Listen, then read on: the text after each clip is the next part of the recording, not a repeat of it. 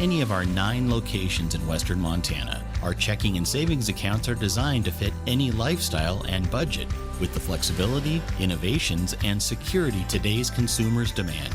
Start out right with Farmer State Bank, your Montana bank since 1907. Member FDIC. Set your sights on a new Silverado at Carl Tyler Chevrolet. Right now, lease a 2019 Silverado half-ton custom for as low as $335 per month. This rugged four-wheel drive truck allows you to access rough terrain with confidence, no matter the season. Or take advantage of 0% for 72 months on select SUVs and trucks at Carl Tyler Chevrolet. Visit us today at 3663 North Reserve Street or at gmofmontana.com. Carl Tyler Chevrolet. Find new roads. On approved credit, see dealer for details.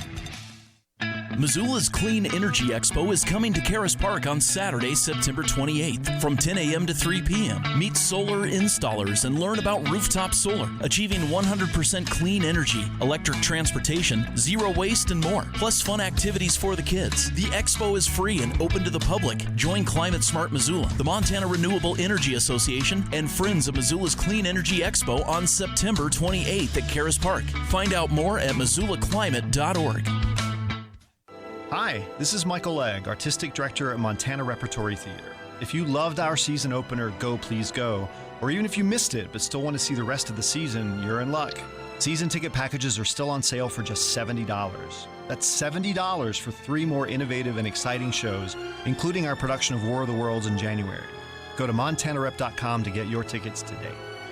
Get ready to sing, dance, and laugh until your cheeks hurt with the interactive, unforgettable Dueling Pianos show, October 19th at the UC Ballroom. Dueling Pianos is a gala benefiting Montana children, and you can help by purchasing tickets at montanahope.org. Guests will enjoy a lively evening of dueling pianos, hors d'oeuvres, silent auctions, and raffles. All proceeds will benefit the Montana Hope Project and Catholic Social Services of Montana. Kids 10 and under are free. Learn more and purchase tickets at montanahope.org.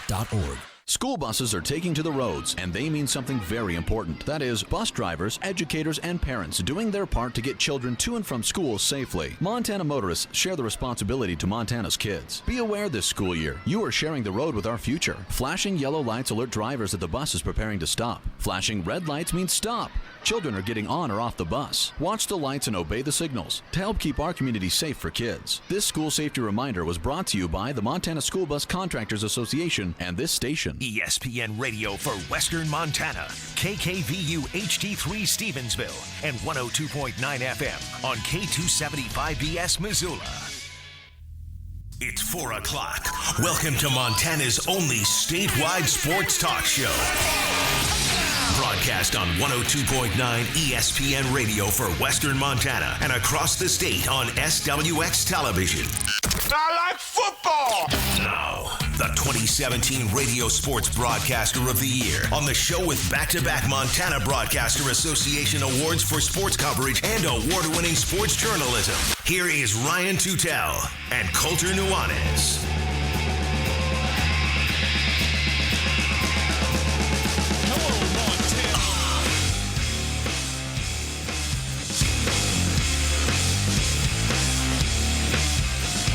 Spent a lot of time on the grid yesterday, today. Talk a little bit about the Cats. We also going to have Tim Walsh, the head coach of Cal Poly, on the show. And how about the commissioner of the Big Sky Conference, Tom Wistrcill? All of that and more on a Wednesday edition of Tutel Nuanez. Hi, how are you? Great to be with you on ESPN Radio and SWX Montana Television. We are broadcasting live from the Kurtz Polaris studios. Kurtz Polaris at 2904 West Broadway in Missoula, Highway 83 in Celia, and online at kurtzpolaris.com. You can find us online, 1029ESPN.com. You can do a lot of things on that website. Learn some things, listen to some podcasts, and you can listen live on the Listen Live tab.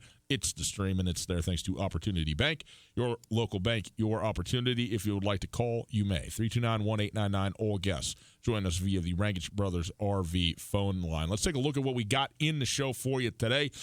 We spent a lot of time on Bobby Houck with Riley Corcoran yesterday and the Montana Grizzlies, and great to have Riley here in studio with us. Today we're going to spend a little bit of time on Montana State and the upcoming game against Northern Arizona and Case Cookus, and a bit bit of a banged-up secondary, which is maybe the only sort of problem area right now for Montana State, certainly defensively, and what that will mean for this matchup. So we'll get into some of that stuff. We also are going to have Tim Walsh, the head coach of Cal Poly. Yesterday we had Bruce Barnum from Portland State. Today we have Tim Walsh. Tomorrow we will have Coach Dan Hawkins from UC Davis. So we're trying to get as many coaches as we can here as we head into conference play on the show. Dan Hawkins actually joined us Friday. Jay Hill will be on. Jay Hill, head coach of Weber State, will be on tomorrow as well. Man, so it's a good lineup. A lot of good stuff coming. Yep.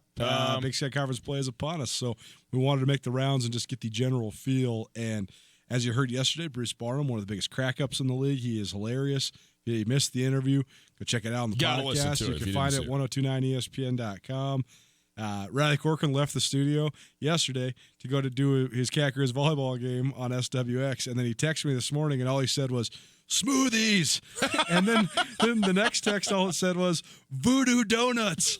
So those are portions of Bruce Barnum. He lightheartedly throws a lot of shade at both Montana schools and everybody else in the league, but it's hilarious comedy.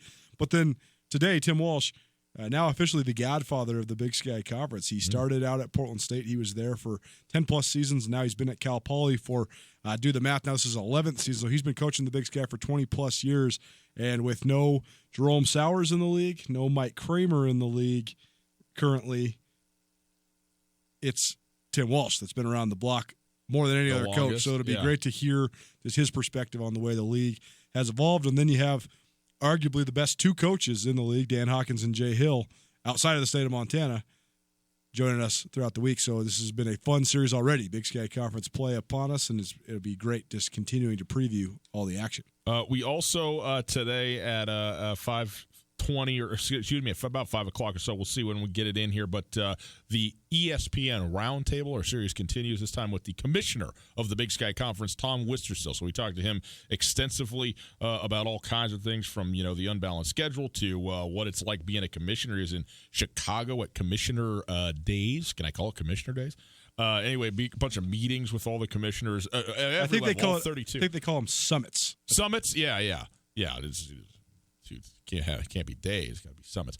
Anyhow, we'll bring that to you as well. And of course, it's Wednesday, so it's a Wing It Wednesday. So we got some trivia for you, and we got some Big Sky Conference geography-based trivia, which is some of my favorite kind of trivia. Thank you very much. See if we can get you some wings through the Desperado Sports Tavern. So there you go. There's our show outlook. It's brought to us by MissoulaGutterCleaning.com. Go online now.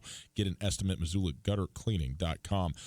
Coulter, let's talk about the Montana State Bobcats and their matchup this week with Northern Arizona and Case Cookus in particular. And Case Cookus, the most veteran player in the league, or tied for the most veteran player in the league in his sixth season, and he redshirted, got a medical redshirt as well. He's been injured a couple of different times that were season-ending injuries. Or he was at two red shirts, or like a gray shirt and a medical shirt. Well, he also he has one of the most fascinating eligibilities I've ever seen, because Case Cookus, when he graduated from Thousand Oaks High School in California, just north of L.A., he did not go anywhere for school, so his clock didn't start. He was a high school receiver, if you can believe that. I can, actually. I mean, look at him. Well, right, he's tall and long. 6'5", big hands, sure. Right, but he's kind of goofy when he runs, and he'd be the first one to tell you that. But it just, given how well he spins it, you'd never expect that. He hasn't been a quarterback his whole life. He's always been playing quarterback his whole life. I think he actually was probably like a guy who played quarterback all the way through JV and then got beat out by some Pac-12 recruit. Mm-hmm. But he ends up at Ventura Junior College. He doesn't start playing then until that spring. So he doesn't actually participate in any games. So his eligibility still doesn't start, but he starts practicing with the team. At that time, Steve Mushegian was the head coach at Ventura College. Folks that have followed the Big Sky for a long time, they know Steve Mushegian preceded Marshall Spurbeck at Sac State. So 3 Sac State head coaches ago was Steve Mushegian. Steve Mushegian was a huge get for Sac State when they got him, because he was formerly the wide receivers coach for the Cincinnati Bengals. He was the guy that brought Chad Johnson and TJ Houshmandzadeh to fame. He was their mentor. Then he goes to Sac State and was largely mediocre, but then he resurfaces at Ventura College, and he's helped a lot of guys move on. Well, in the meantime, Northern Arizona thinks that they're getting a graduate transfer from Texas, who then leaves them high and dry and ends up going to Virginia. And Jerome Sowers is left high and dry. He's got a guy who he's had as a starting quarterback for 9 months, all through the offseason, and then right until the first day before fall camp, and then this guy bolts on him, goes to Virginia. He's got nobody. So he calls up Mashagi and says, you got any junior college guys who we could get into school late? And he said, dude, I got this guy who technically gray shirted last year, so his eligibility hasn't even started. And this kid can absolutely spin it. So they bring him into Northern Arizona. And then Tim Plow, former NAU offensive coordinator, who's now at UC Davis, who we'll get into that connection in a minute, starts working his magic. And then all of a sudden, Case Cookus throws 37 touchdowns against 5 interceptions as a freshman. He's the Jerry Rice Award winner. He's the National Freshman of the Year. And Jerome Sowers is thinking, well, what did I inherit? And NAU was knocking on the door of the playoffs that year, and it looked like their future was absolutely shining bright with Emmanuel Butler in the fold and Elijah Marks and a whole bunch of other skill guys. That creature, as Jeff Choate called him. And then Cookus, third game of the year, his next year, fractures his collarbone. Then the following year, he battles some nagging injuries, but he does make it through the season. But he had a couple different places that cost him some games, namely when he got ejected at Montana for targeting. Mm-hmm. But then last year, same injury, collarbone, broken. So he only played 3 games his technically second year at NAU. He only played 4 games last year. So because of all this, because his clock didn't start till later, and because of these 2 injuries, now he's been out of high school for 7 years, even though he's now playing what he hopes is his 4th year, while then getting multiple redshirts and a gray shirt in the middle of it. It's the most complicated eligibility of any player I've ever seen. Yeah, that is fairly complicated. Thank you for taking us all the way through it.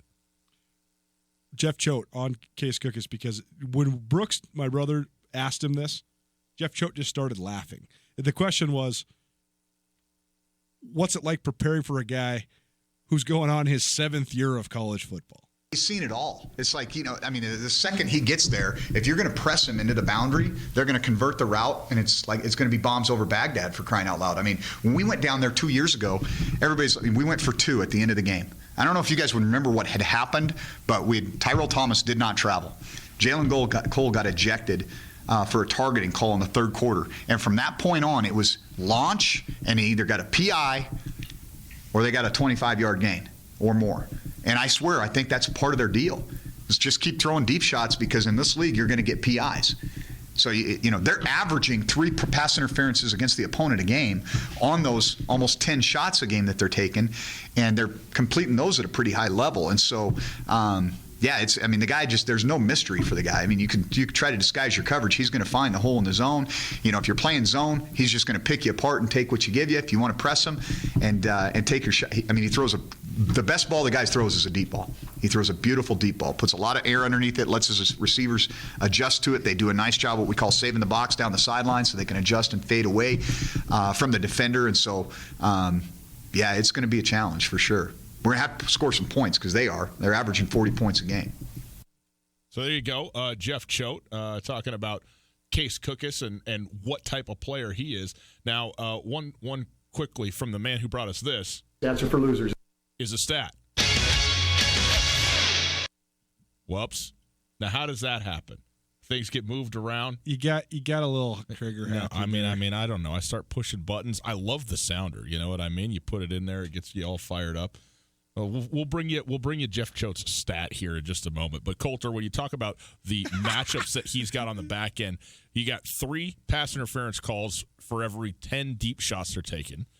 And then that doesn't even include then the completed passes, which you got to figure are probably 2, 3 or so there. There is no reason to ever not just throw the ball deep. You should throw it deep 70 times a game, because you're converting first downs 3 out of 10. Guess what? 30% means you keep moving the chains, plus the conversions that you're making of actual receptions. I mean, I suppose you have to mix it up at some point, but Case Cookus, again, probably the best in the Big Sky Conference at throwing that deep ball, whether it's a deep fade, deep down the middle. And with the absence of Munchie Filer, a couple other injuries that Montana State has had to deal with, the one spot where they are thin is at that cornerback spot, and that is going to be tested more than probably by anybody in this game on Saturday. Montana State, when Jeff Choate first arrived, he said, here's what we have to refortify our defensive front, we have to refortify our offensive line, and we have to recruit way more aggressive man coverage style corners. at that time, Gerald Alexander was a secondary coach. Gerald Alexander had just recently retired from the NFL, played for the Detroit Lions for 7 years, former Boise State standout who was an All-American there at Boise State before becoming a second-round draft pick. But he broke his neck. He broke a vertebrae in his neck, and that ended his NFL career abruptly. And Jeff Choate had just gotten the Montana State job, so he brings in Gerald Alexander, and that was Gerald Alexander's first full-time coaching job. And Gerald Alexander proceeds to then go land Jalen Cole, who at the time was considered the number one recruit that was coming to the FCS level. He was a 3-star guy out of Mater Dei High School who was on everybody's radar. You know, one of the top 20 corners in the state of California, which is saying something because that's the place that produces the most D1 corners of any state in the country. And he also landed Tyrell Thomas from St. John Bosco Prep, who at the time was the Prep national champions. Those guys walk on a campus and they're day one starters. They're ready to roll. Well, as this thing plays out, Jalen Cole suffers a brutal neck injury against the University of Montana. He's still waiting for clearance. His career is completely in limbo. They have not included him on the active roster or part of the program, but they also haven't deemed him a medical hardship and kept him on scholarship. They're going to wait until this next spring to see where that's at. But as of right now, he is unavailable for this year. Okay. Tyrell Thomas has really struggled with his health, both from a illness standpoint. He's a California kid, and he really just couldn't acclimate to the cold. And he told me, man, I got this bad cold that then turned into some sort of like bronchitis or / pneumonia, and he's never been able to really get healthy from it. And then he pulls his hamstring and he hurts his foot, and the whole thing has just been kind of a mess. And he talked all about to me in the offseason the way he's trying to take care of himself, but he still doesn't seem 100%. Well, then you also add Munchie Fowler before last year. He's the best cover guy in the entire league. He's out. He has some sort of wrist or elbow deal. He's been wearing a sling. They expect him back this season, but that doesn't help you when you're going against NAU. And then Ty Okada, who's their starting nickelback, he's been out as well. He suffered an injury the last week of fall camp, so they've been completely shorthanded. And I think that then that is why Jeff Choate was so grumpy on Monday. Maybe because so. I think he knows that the matchup itself is not advantageous when you're talking about the team that throws the ball down the field more than anybody in the country going against a depleted secondary. Okay, well, I don't know what the stat is, but Jeff Choate's going to tell us what it is. Here you go. Here's a stat, okay? They have taken downfield shots 49 times in 4 games. So right around 10 times a game, they're going to launch. And it does not matter what the score is. This team is never out of the game because they're one play away every single time. There you go. Stats are for losers, yet stats are also important at times. And that's, pretty interesting one. All things considered. You take it, take it from Jeff Choate. You talk about the fact that Northern Arizona has a new coaching staff for the first time since 1998. But when you ask Jeff Choate and you ask other coaches around the league, what do you notice that's different? They all say when it comes to the offensive side of the ball, nothing. Right. This is the offense that they started running with Case Cookus back in 2015. And when he goes out and throws 37 touchdowns as a freshman, you'd be dumb to not stick with it. He's the second leading passer in the country at the FCS level, like 1,277 yards behind only Eric Barrier. So, yeah, probably do stick with that offense. And so then when Tim Plow moves on from Northern Arizona to UC Davis, they just promoted from within. They named Aaron Pflugrad the offensive coordinator, and then they named Robin Pflugrad, former University of Montana head coach, as the tight ends coach. So those guys have the spread principles, but this is more than just the spread because these guys, like Jeff Choate said, they throw bombs. They throw the ball down the field. And Case Cookus, that's his best ability, his ability to stretch the field with the deep ball. So Montana State's pass rush is tremendous. Montana State's run game on offense right now is the best in the league. They're going to have to figure out, though, how to not get gashed because they were getting gashed last week against Norfolk State. And Juwan Carter's a nice player. He ain't Case Cookus. Daquan Edwards, the receiver for Norfolk State, he's a nice player. He is not Brandon Porter. Brandon Porter is arguably the fastest player in the Big Sky Conference. He's one of at least. He's in there with the guys at Montana State, Jerry Louis McGee, Gabe Sulser, Troy Anderson. Brandon Porter is up there with those guys. The other thing that they're going to have to watch for is that Brandon Porter, although he plays wide receiver, has already thrown 6 touchdowns in his career. They played him at quarterback for 2 games last year when they were just decimated at the position. But he's also thrown 4 touchdowns on wide receiver reverse passes. So when you're used to getting, or when you're trying to prevent the shots down the field, and then all of a sudden they run a backside jet sweep. You better have your head on a swivel because this guy, he threw a 55-yard touchdown 2 weeks ago. So he could throw the ball down the field too. Montana State, they're just going to have to be cognizant of it. They're going to have to be locked in that element of the game.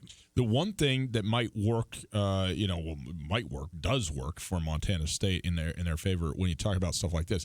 The one thing you do have to have, if you're going to throw the ball down the field, is at least a little bit of time. And Montana State has right now the single most prolific sacker in the country in Bryce Sterk. They are second in the Big Sky as a team in terms of total sacks on the season. And obviously getting pressure early and often to Case Cook is going to be a huge key for this team on Saturday. Do you think that they're going to be able to do it? Because that is the one thing, to throw a deep ball, you got to have a second back there just for no other reason to get your wide receivers down the field. Totally. I mean, it's such a symbiotic relationship, right? If you cover more, you're going to get a better pass rush. If you get a better pass rush, it's going to be easier to cover. Which comes first, the chicken or the egg? That's right. The question that needs to be answered. But when you watch Montana State's film, Bryce Sterk's got 8.5 sacks right now. He leads the nation in sacks. He's tearing it up.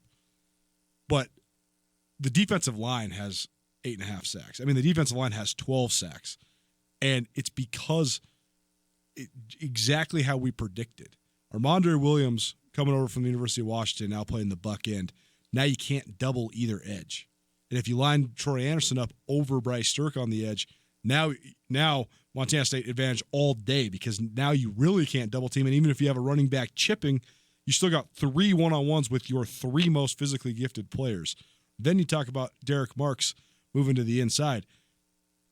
Derek Marks is not going to be the future NFL Defensive Player of the Year, but Derek Marks is the Aaron Donald of the FCS. He's a really undersized guy. He's 6'1", 260, so he doesn't look like the typical D tackle. His ability to win one-on-ones and beat double teams on the inside, though, gives Montana State an absolutely distinct advantage. And when you watch the film, it's like last week. Somebody asked Sterk, and Sterk, he's a very humble, aw shucks type of kid, but also someone asked him, tell me about your sacks, and he goes, well, I'll be straight up honest with you guys. I stole all 3 sacks from Armandre. Armandre Williams won every time. The quarterback just got flushed into me, and I got the sack. But in reality, I was the second guy that got home. Armandre was the one doing all the work, and that's where you have a fearsome unit, is when you do that. And so that's going to be another key matchup, because Montana State, they're going to have a tough time covering on the perimeter unless they get some reinforcements here. But can they mitigate that flood with then flooding Northern Arizona's backfield with the talented players they have on their front line? It's Tutel Nuanez, 102.9 ESPN Radio, SWX Montana Television. Tim Walsh, head coach of Cal Poly, coming up with us here in about 10 minutes. Coulter, let's flip the other side of the ball. Contrast the guy who's been semi-college-ish for 7 years playing quarterback to the guy who played quarterback for the first time this season as a starter on last Saturday, and has only 2 other starts under his belt in relief, and didn't even win the job coming out of camp, but now does have the job, and that's Tucker Rovig for Montana State. The bigger question, actually, than who's playing quarterback to me is the health of Troy Anderson and Isaiah Ifanse. That said, what do you expect out of Tucker Rovig on Saturday, and how do you expect Montana State to try and deal with the NAU defense? NAU, we talk about this all the time, the diversity of offenses in this league, it causes for you have to pick what you're going to emphasize. You can't do it all. Are you going to be the team that is the fearsome pass rushing team like Montana State has evolved into? Are you going to be the team that has everybody's head spinning by the diversity of all the craziness of your schemes like Montana? NAU, they went all in on having the defense to match the offense. When they decided to go spread and throw the ball down the field and try to score 40 points per game, they built in a defense that was prioritized on speed and playmaking ability. They wanted to take the ball away. And under Andy Thompson the last 2 years, they did it at a higher level than anybody in the league. The unfortunate part for NAU, the reason that Jerome Cyrus ends up getting forced out, the reason they don't make the playoffs the last 2 years is they puked the ball all over the field. They led the league in takeaways each of the last 2 years, and also led the country in turnovers each of the last 2 years. They had 25 takeaways last year, and they were -5 in the turnover margin. Crazy. That's how you go 5-6. So taking care of the ball will be huge for them, obviously. But I'm just so interested to see if they still have a priority on that ball hawking defense, because if you do, then you match up pretty darn well with Sacramento State and Eastern Washington and UC Davis, and even this year Montana. you don't match up well with a team like Montana State that wants to run quarterback power and inside zone. Montana State's had a field day rushing the ball the last 2 times these teams have played. It'll be interesting to see how Northern Arizona's defense looks, and in turn, let's be honest, Tucker Rovig's not going to save the day here. Tucker Rovig could be mighty fine, just solid. He could be good enough, but he's not going to go win you the game. He could lose it for you. He's probably not going to win it for you because what they're going to try to do is just run the ball down NAU's throat. How does NAU stop it? We'll see. We mentioned this on the Big Sky Breakdown earlier today, but Jalen Gross, reporting right now from the Arizona Daily Sun, reports are that Jalen Gross has been removed from the roster. He's NAU's best defensive lineman. He is one of the best interior defensive linemen in the conference. He was a preseason all-league guy. He's not on the roster. Don't know what the status is, but if he's not there, that's a huge advantage to Montana State because their run game is what they're going to lean on offensively. Montana State, an 11.5-point favorite in this football game. If you would like to hear more about the lines of this and all the other games of the Big Sky Conference, we got great news for you. Today, we are launching FCS Speculators, a betting podcast. It is, and that's actually what I said it on. We've done a lot of podcasting. We've done today. FCS Speculators is what I said that on originally. You are forgiven because we have been in the studio hard at it all day long.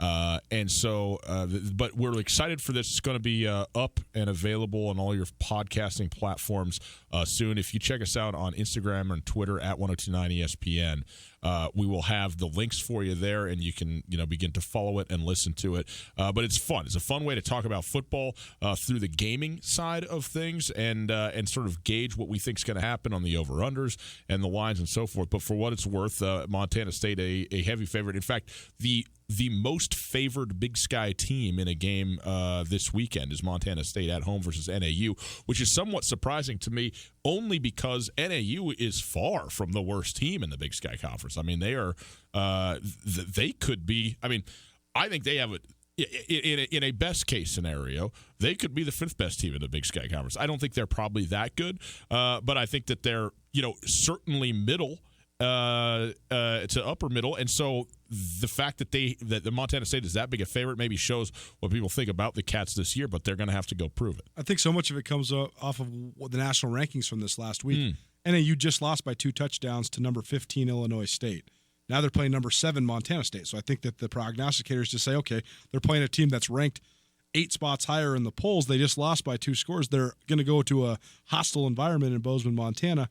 Everything's just different, though, in conference play. 100%. And because it all comes down to matchups. That's what I'm saying is I do think across the board Montana State's a better team than Northern Arizona, but this matchup is tough because NAU is going to be able to attack the Cats' biggest weakness in this game. And the other thing, too, is you've got a first-year head coach in Chris Ball. And even though, Jeff Choate has a history with him, he says he considers him a friend, they've exchanged notes and so forth and so on, you don't know, even though the offense is the same, you don't know what that team's going to do and what he's been saving maybe in his back pocket for conference play and that kind of deal. So I think that there's definitely some unknowns and some stuff. You're going to have to be ready to make some in-game adjustments if you're Montana State. Well, so much of offensive play calling now is about deception, and that's the one thing that you could say about Northern Arizona is they aren't deceptive.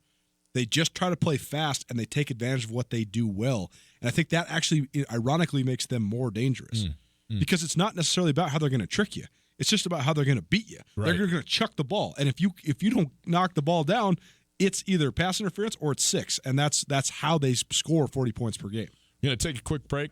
On the other side, Tim Walsh, the head coach of Cal Poly, and he is the longest now tenured coach in the Big Sky Conference there at Cal Poly, between Cal Poly and Portland State, right? Portland State, yep. He was at Portland State from 1993 to 2006, been at Cal Poly since 2009. So a guy who's seen it all, runs the triple option over there, and is always an interesting guy to talk to as well. So our coaches' conversation will continue right after this. Hey, October 10th, okay? That's a Thursday evening. Come spend the evening with me, okay? And if you don't like me, that's okay.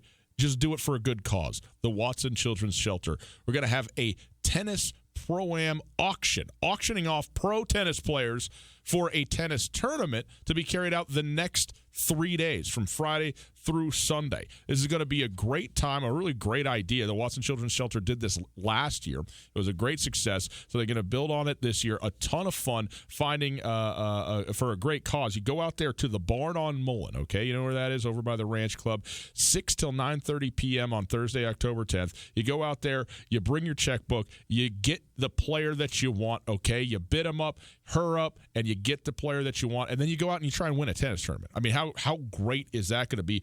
On Friday, there's going to be a tennis clinic that's open to the public. There's a pro doubles exhibition, which is open to the public, and then on Saturday and Sunday, you got the actual tournament itself, full breakfast bar on Saturday and Sunday, lunch on Saturday, refreshments and snacks throughout, and a VIP hosted party for you and a guest on Saturday night. So everybody who gets a pro and is able to, be the highest bidder is going to be involved in all this stuff. So it's going to be an absolute blast. Go online to watsonchildrensshelter.org, watsonchildrensshelter.org for more info and tickets. And I'll be there emceeing this thing. I'll be auctioning the people off to you, okay? So we'll go down there. We'll have a good time together and do it for a really, really important and vital piece of infrastructure in our community for the kids, the Watson Children's Shelter, and online, again, watsonchildrensshelter.org.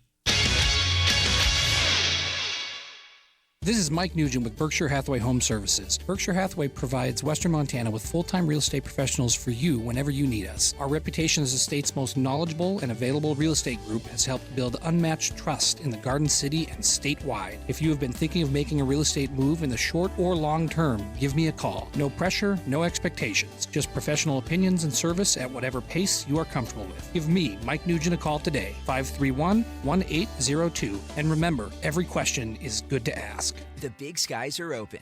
Go wild with Opportunity Reward Checking. Go ahead, jump, dance, shout.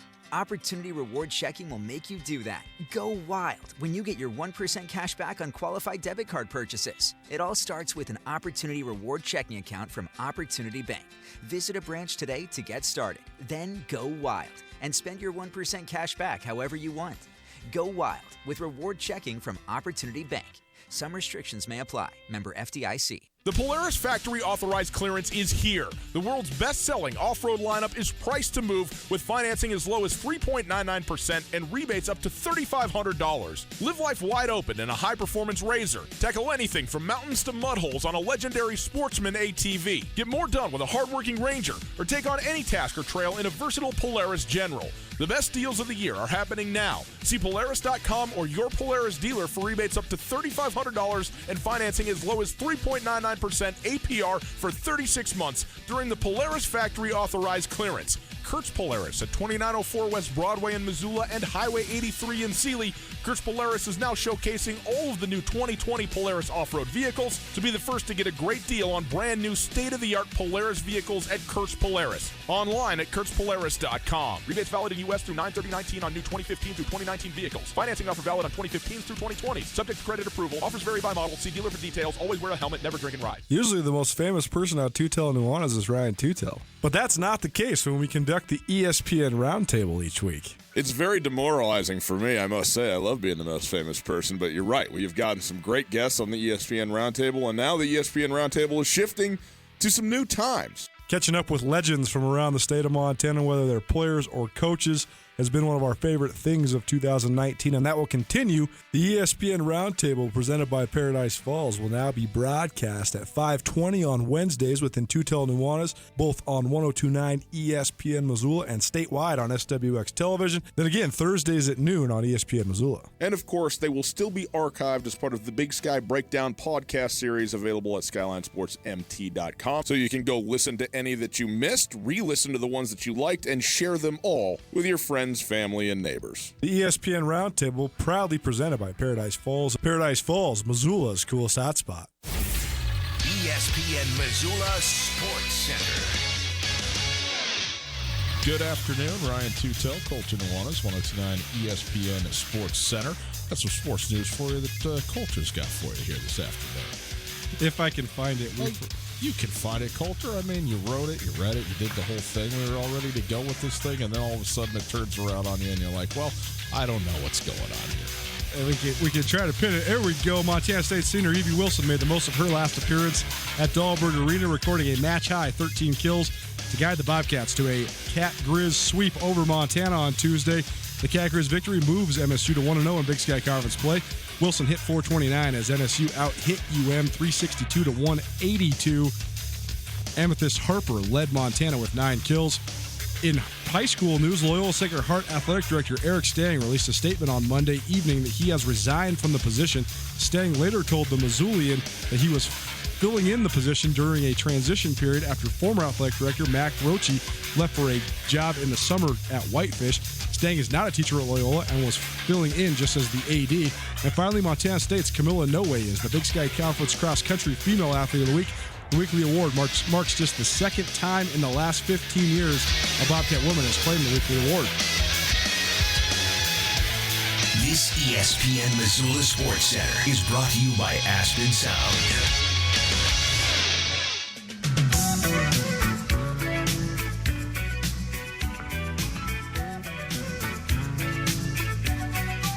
Love having the opportunity to talk to coaches in the Big Sky Conference, especially when they've seen as much as Tim Walsh has and when we're headed into conference play. It's Tutel Nuanez, 102.9 ESPN Radio.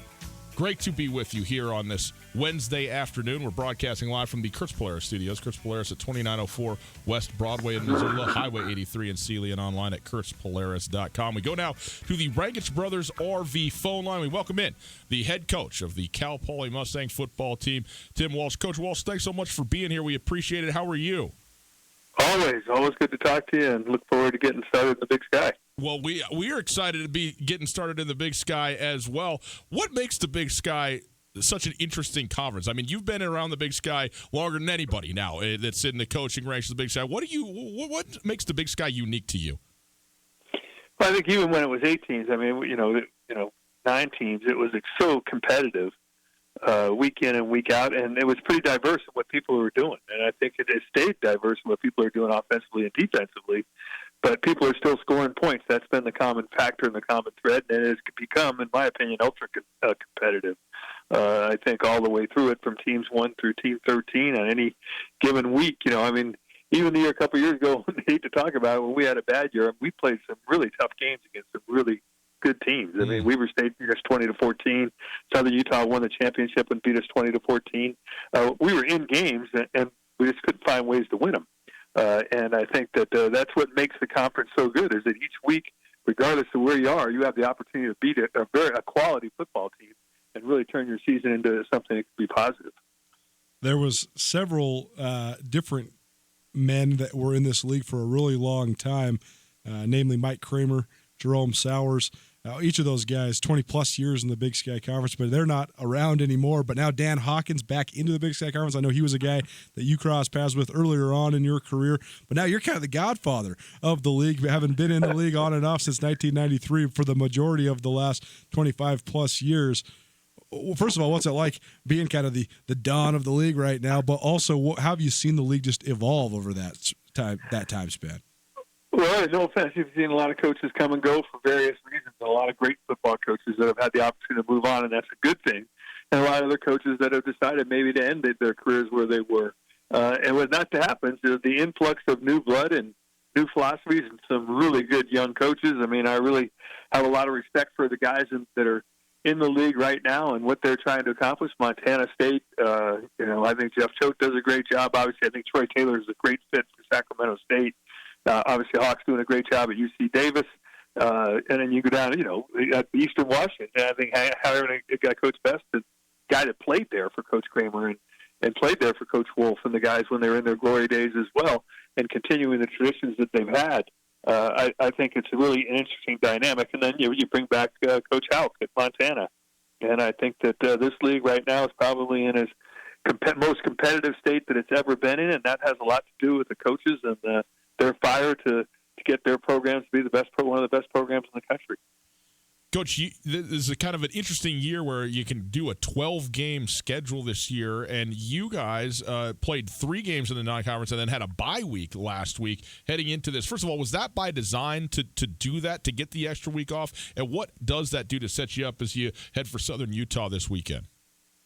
Well, I think it was twofold. I mean, number one, we were already playing 6 away games, and we didn't want to play 7 away games. That was part of it. And sometimes we have difficulty finding out-of-conference games that want to come to San Luis Obispo because the travel can be difficult if you're not chartering. So once we decided that we weren't going to play, unless we could play at home, we weren't going to play a 12th game. And, I think it could have an impact on us. I mean, if we go 7-4 and somebody else goes 8-4, that 8-4 team might get in the playoffs unless we beat them along the way, and I think that could be a factor that we're not fired up about. I wasn't excited about the first week of school having last week going on the road again. We already had 3. We were already going to do 3 in a row, and I didn't want to do 4 in a row. So that week came at a good time, too. We played an extremely competitive first 3 weeks with the University of San Diego, and then Weber State, who's physical, and then an Oregon State team that I think offensively for sure is better than people think. You mentioned the Weber State matchup. That's been something that's been sort of commonplace in the Big Sky since the league expanded with the addition of Cal Poly, Southern Utah, North Dakota, and UC Davis in 2012. Big Sky teams allowed to play other Big Sky teams in non-conference games, and it's a necessity a lot of times because there's hardly any FCS teams out west. If you want to play a West Coast team and you're on the West Coast like Cal Poly, if you can't get San Diego to play you kind of have to go schedule another Big Sky team. But what was that dynamic like playing not only a conference foe but also a top 10 team at your second week of the season in a non-conference game? Well, let's put it this way. Number one, I didn't mention Jay Hill either. I think Jay Hill does a tremendous job at Weber State. Some of the things that are happening there are incredible, and I really think he's got a chance this year to go away if they can stay healthy, especially on the offensive side of the ball. But they're extremely well coached, and I have a lot of respect for Jay. And I don't have no disrespect meant to the people that preceded him, but when we signed that deal to play him 2 years out of conference, we had just beaten them 49-0. And I thought, well, that's good. Yeah, they said we'd get Weber State home and home. I said, take it. So we took it. Jay Hill comes in, and we beat him this first year, and then the next 3 years, I mean, he's been pretty darn good. And so that program's turned around quite a bit, so I wasn't expecting the last 2 years to play a team that was going to finish in the top 10 each year, and they're going to again this year. They're that good. But it's a great test for us, and we do like to play the best football we can play. So we got a Weber State maybe at the wrong time, but I think it's going to make us a better team long run by playing that quality of an opponent. We were teasing Jay Hill at the Big Sky kickoff. We said, your Weber State players that you bring to this thing, they could not wear their jerseys, and we'd still know they were from Weber State because they're just so big and strong. And there's a lot of big and strong guys that show up at that thing, but they've brought a couple tremendous physical specimens the last couple of years. How much of that is a part of their success, just the physical makeup of the guys he's able to recruit?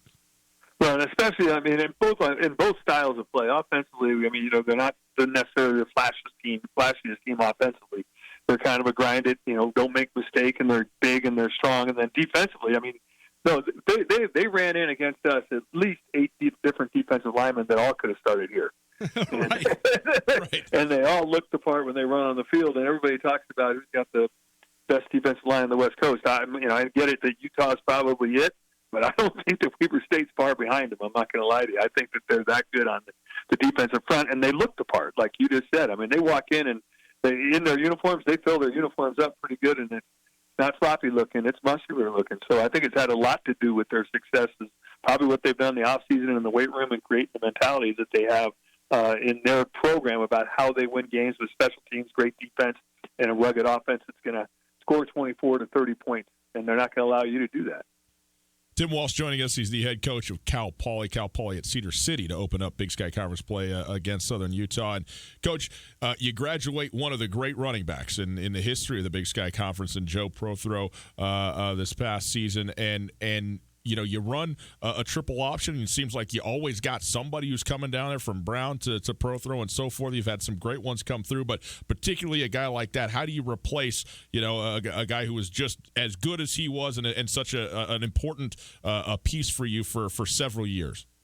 Well, obviously there's some positions on our offense that are difficult to recruit to. That's one that's not, because we recruit big tailbacks out of high school. So these are high school guys like Joe that were used to getting the ball 30 and 35 times in high school and wanted to do the same thing in college. And, Zooey Trans-Sampson is the guy that's getting the opportunity now, but there's guys behind him that are really good players too. So over the years that Joe has been there, we were able to stockpile that from a guy that's a senior now all the way down to a guy that's a freshman now that we think are really good football players. They're all a little bit different. Which Dusty Frampton is a true freshman from St. Mary's High School in Stockton, California. He led the state in rushing when he was and we think that he has the ability to be a lot like Joe. He's really just a big tailback.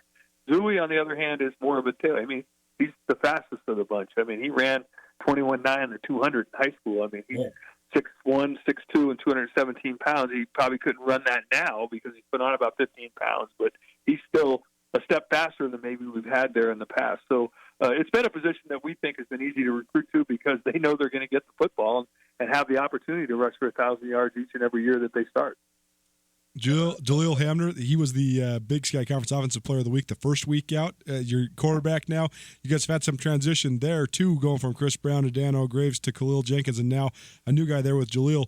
Tell us about his skill set, because just looking at your statistics and watching you guys a little bit, seems like he can throw the ball a little bit as well. Well, I mean, he's got a guy to throw it to. I mean, J.J. Koskies, people are saying, every team that's already been here, most of the guys have him graded in the 4th or 5th round draft choice, and he is that good.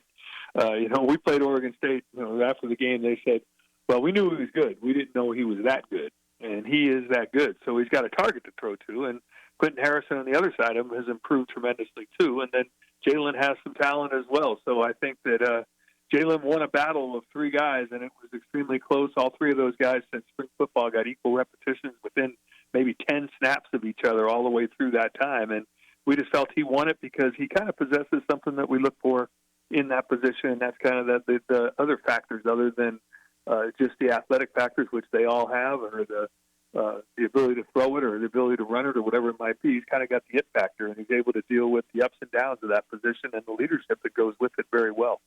So we're extremely excited. His ceiling is large. He's nowhere near what he's going to be.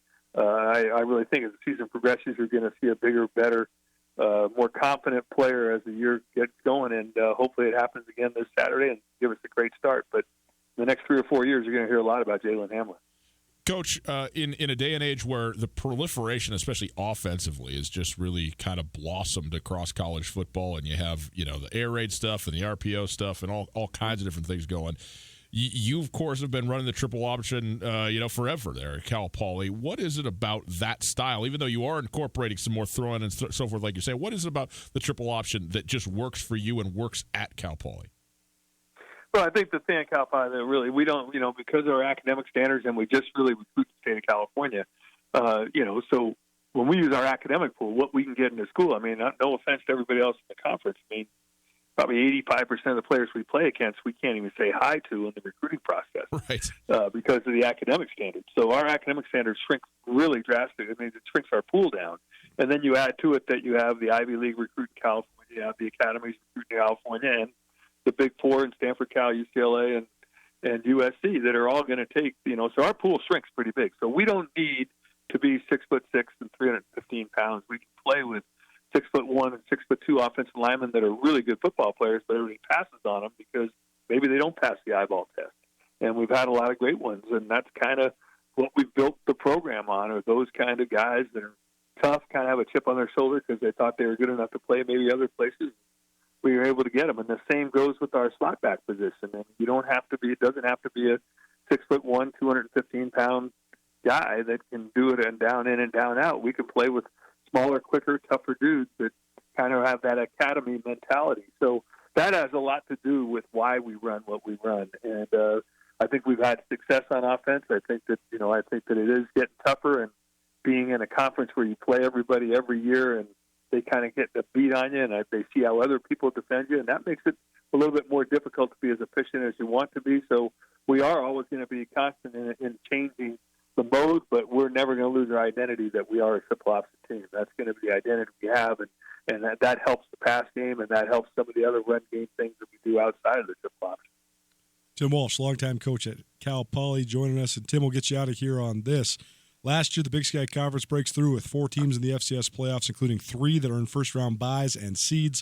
It seems as if now the Big Sky, like you said, it's been competitive forever, but now it's really back in terms of national recognition. And if you were to add Montana to the fold now, with them being a top 20 team, as competitive as ever, as you and your team and the rest of the league kick off Big Sky Conference play on Saturday, what's going to be the key factor to navigating this league competitive as it is? Well, I think there's already been a lot of surprises. I mean, how many people thought Eastern Washington would be where they are right now with the amount of returning players that they had? I mean, that's incredible to me. I think that UC Davis is obviously, everybody knew they would be good again this year, and they are good. I do think that, they got North Dakota State at the right time. I mean, they graduated a lot of guys from last year's team. So a lot of guys that had started a lot of years in a row. So you got some guys that are still in their growth pattern probably at North Dakota State. And that's how they've been good year in and year out. And I think that Davis showed, everybody in the country that, the Big Sky is for real by how well they played them. And they really had a chance to win. I watched that game streamed. I mean, they had a chance to win that football game, So it's unfortunate for our conference that maybe they didn't, but it still made a great showing for our conference. It's going to help us playoff time. And this is no offense to the rest of the conference champions, but conference champions that get in, if you're really going to select the best 24 teams, there probably should be 6 from the Missouri Valley, and there probably should be 6 from the Big Sky. No doubt. Right. And I know that's not going to happen, but in reality, that's what should happen. If you really want to have a tournament of the best 24 teams in the country, that's how many teams probably are good enough to continue to play once they get through their leagues. I mean, our league right now, by the time you get through this year, the way it's looking, I don't know, 6-2, be a pretty good record maybe.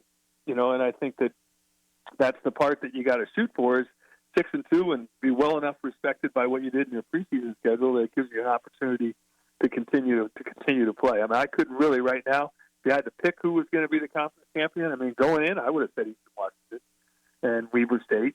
Probably were my top 2 picks. But the way Montana State's playing, Montana's playing well.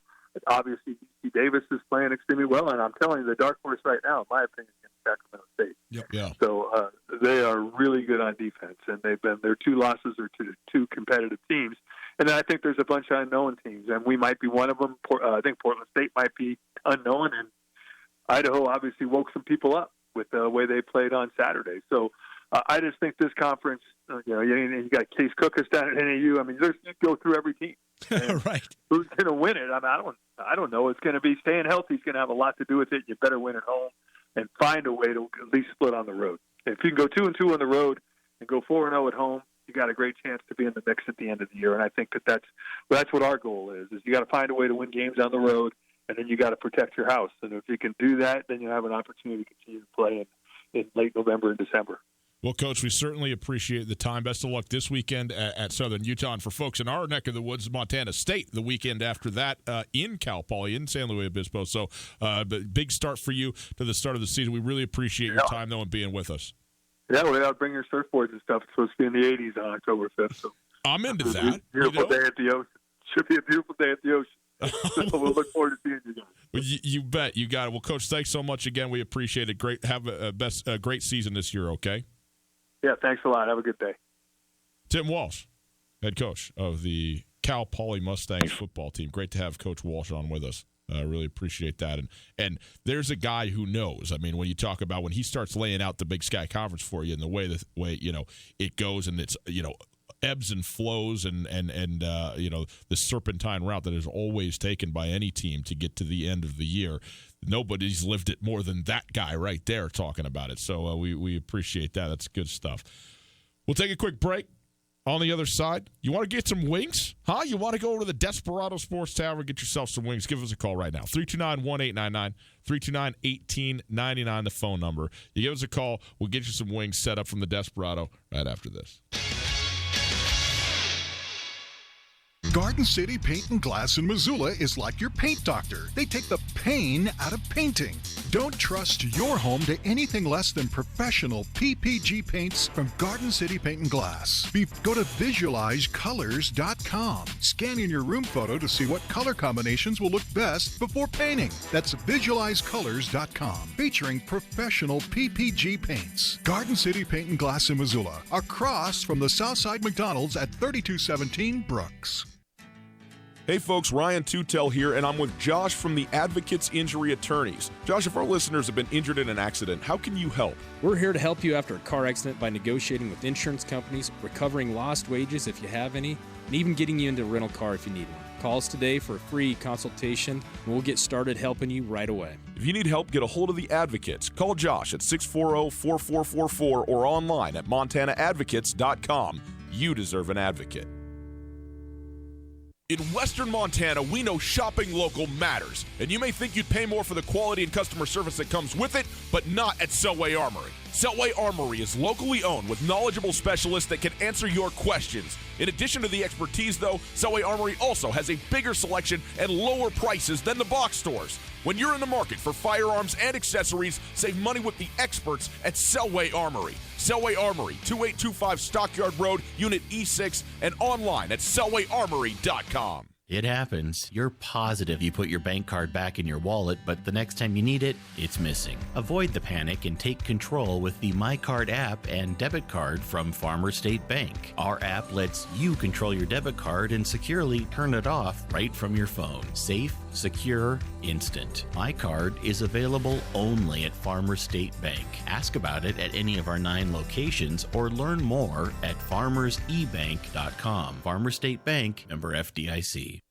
No matter how far you may go, there's always one just down the road. Town Pump, ooh, pump it up, pump it up. Quench your thirst with some good old-fashioned water.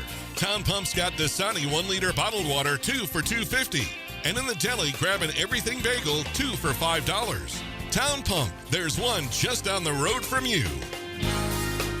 Town Pump, right down the road, pump it up, oh yeah. You listen to them on Missoula's only live local sports show, Tutela Nuanez, on ESPN 102.9 FM. Now you can catch Ryan Tutel and Colter Nuanez on FCS Speculators, a betting podcast, as they look at the Big Sky through a Vegas eye. Tutel and Nuanez are your definitive source for the real college football playoff, with over 20 years covering the FCS. The first episode drops before Big Sky Conference play and will be released each week on Wednesdays, which gives listeners plenty of time to get in on the action. If it matters to Missoula, it matters to us. Ryan Tutel and Colter Nuanez on 102.9 ESPN Radio. Oh,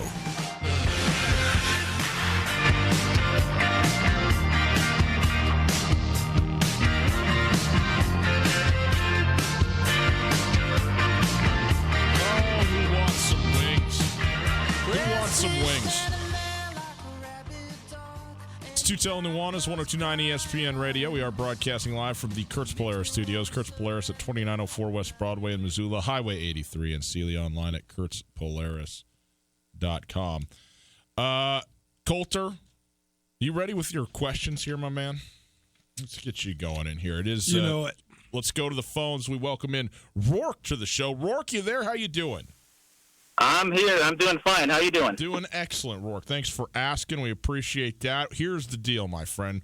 You got 3 questions coming to you from Colter Nuanez. You get all 3 of them, you got yourself a basket of wings and a shirt from the Desperado Sports Tavern.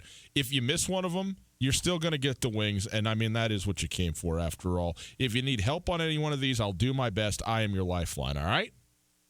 You are my lifeline. Okay. Boy, some chicken wings would really hit the Let's spot. rock and roll. Tell me likey. Tell me want wingy. All right, here we go. Question number 1 for Rourke. Colter, what do you got? All right, Rourke, number 1. Who is the last Big Sky Conference school to win the FCS National Championship? The last? The last one. Boy, that had to be Eastern Washington, wasn't it? Eastern Washington, 2010. Very good. Since then, James Madison, the only school not named North Dakota State to win the FCS National Championship. Right. What a run. 7 out of the last 8 years. In fact, the last time James Madison beat NDSU in the 2016 semifinals, before that, the previous last time North Dakota State lost in the FCS playoffs was when Eastern Washington beat them in that thriller in Cheney to then advance to the national championship game, and then they went on to win that national championship game. All right, Rourke, you got 1. 1 down, 1 to go for wings. 1 down, 2 to go for wings and a shirt, and you still have your lifeline. So number 2, with 123 career victories, this former Montana defensive coordinator and longtime Northern Arizona head coach retired last year as the all-time leader in Big Sky Conference history in victories. Name that head coach. Oh, gosh. Being from Bozeman, I've already forgotten everything about him. I love it. Remember, you do have a lifeline, and Ryan usually doesn't know Let's my use the questions, lifeline. but I think he knows this one. Yeah, I think for the long time and racking up the victories, Jerome Sowers would be my guess on that one, who just finished up last season at NAU. Jerome Sowers is correct. 2 for 2. Wings are yours. All right. Very good. Very good, Rourke. Okay. And also very good me. Okay. Very good, Ryan. Self-love, you know? Well, it always worries me if there's something that I talk about all the time on the show and then I ask a question about it and you don't know the answer, because then it's like, man, he doesn't even listen to a word I say. No. Well, I don't. That's true. All right. Something gets through. For the shirt, Eastern Washington is the last team to win the FCS national title.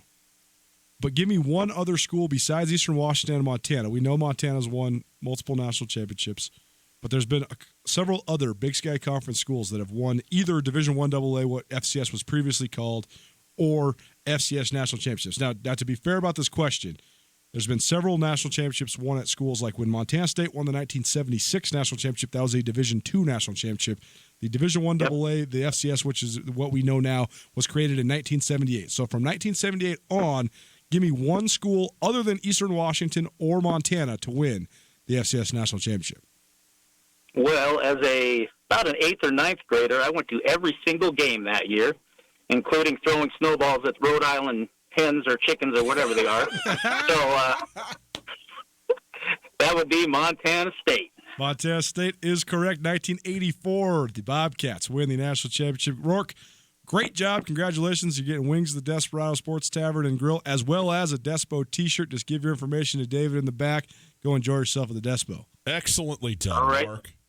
I appreciate it. Hey, and I would like to throw this out to the Grizzly fans out there. Oh, boy. The week before last, I walked through there for the silver and maroon game with a Montana State sweatshirt on and went to the game. And I had a great response from pretty much everybody there, so great fans. Very good. Very good. I like to hear that. That is good, you know? You got to have a little edge. Obviously, you got to say something when you see somebody with the other color shirt on. But you got to have some fun and be respectful about it, right? Enjoy each other, and that's the point of it. It would not be nearly as fun if there wasn't the other one, right? That's the fact. Nope, it was a good game and good response from your fans. Well, and I'm almost a Grizz fan now since I live here. So there you go, Rourke. Well, hey, appreciate it, man. Thanks for the call. Thanks for listening, and enjoy the wings. Okay. All right, thank you, gentlemen. You got it. There you go. That's how you do that. Guess to tell. It's easy. There has been 2 other national championships won by Big Sky Conference schools since the institution of the FCS. Can you name either one? Did Idaho win one? Idaho never did. Idaho stalled out in the semifinals 3 separate times between Dennis Erickson and John L. Smith. Well, I mean, let's go Weber. Weber State has never won one. Weber State, you have to remember, never made the playoffs until 2008, 2009 under Ron McBride, and then these last 3 playoff appearances, only the 3rd through 5th in their program's history.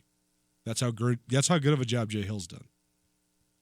Let's go Northern Arizona. Northern Arizona's never won the FCS. Let's go North Dakota. Nope.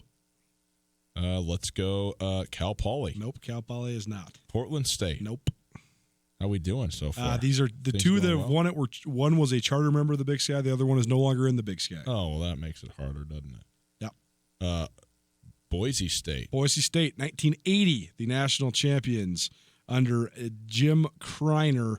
The Bronx won the 3rd ever FCS national championship. And Idaho State won one. Idaho State in 1981. So in the institution of the FCS, the institution of the Division I AA, as it was known, 1978. Boise State won in 80.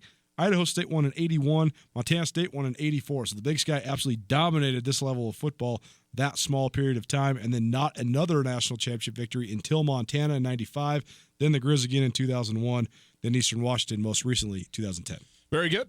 Hour 1 in the books. On the other side, Tom Wistrcill, the commissioner of the Big Sky Conference, on our ESPN Roundtable. Coulter, it's football season. People are traveling around. They need a place to stay. You're going to Missoula for a Grizz game.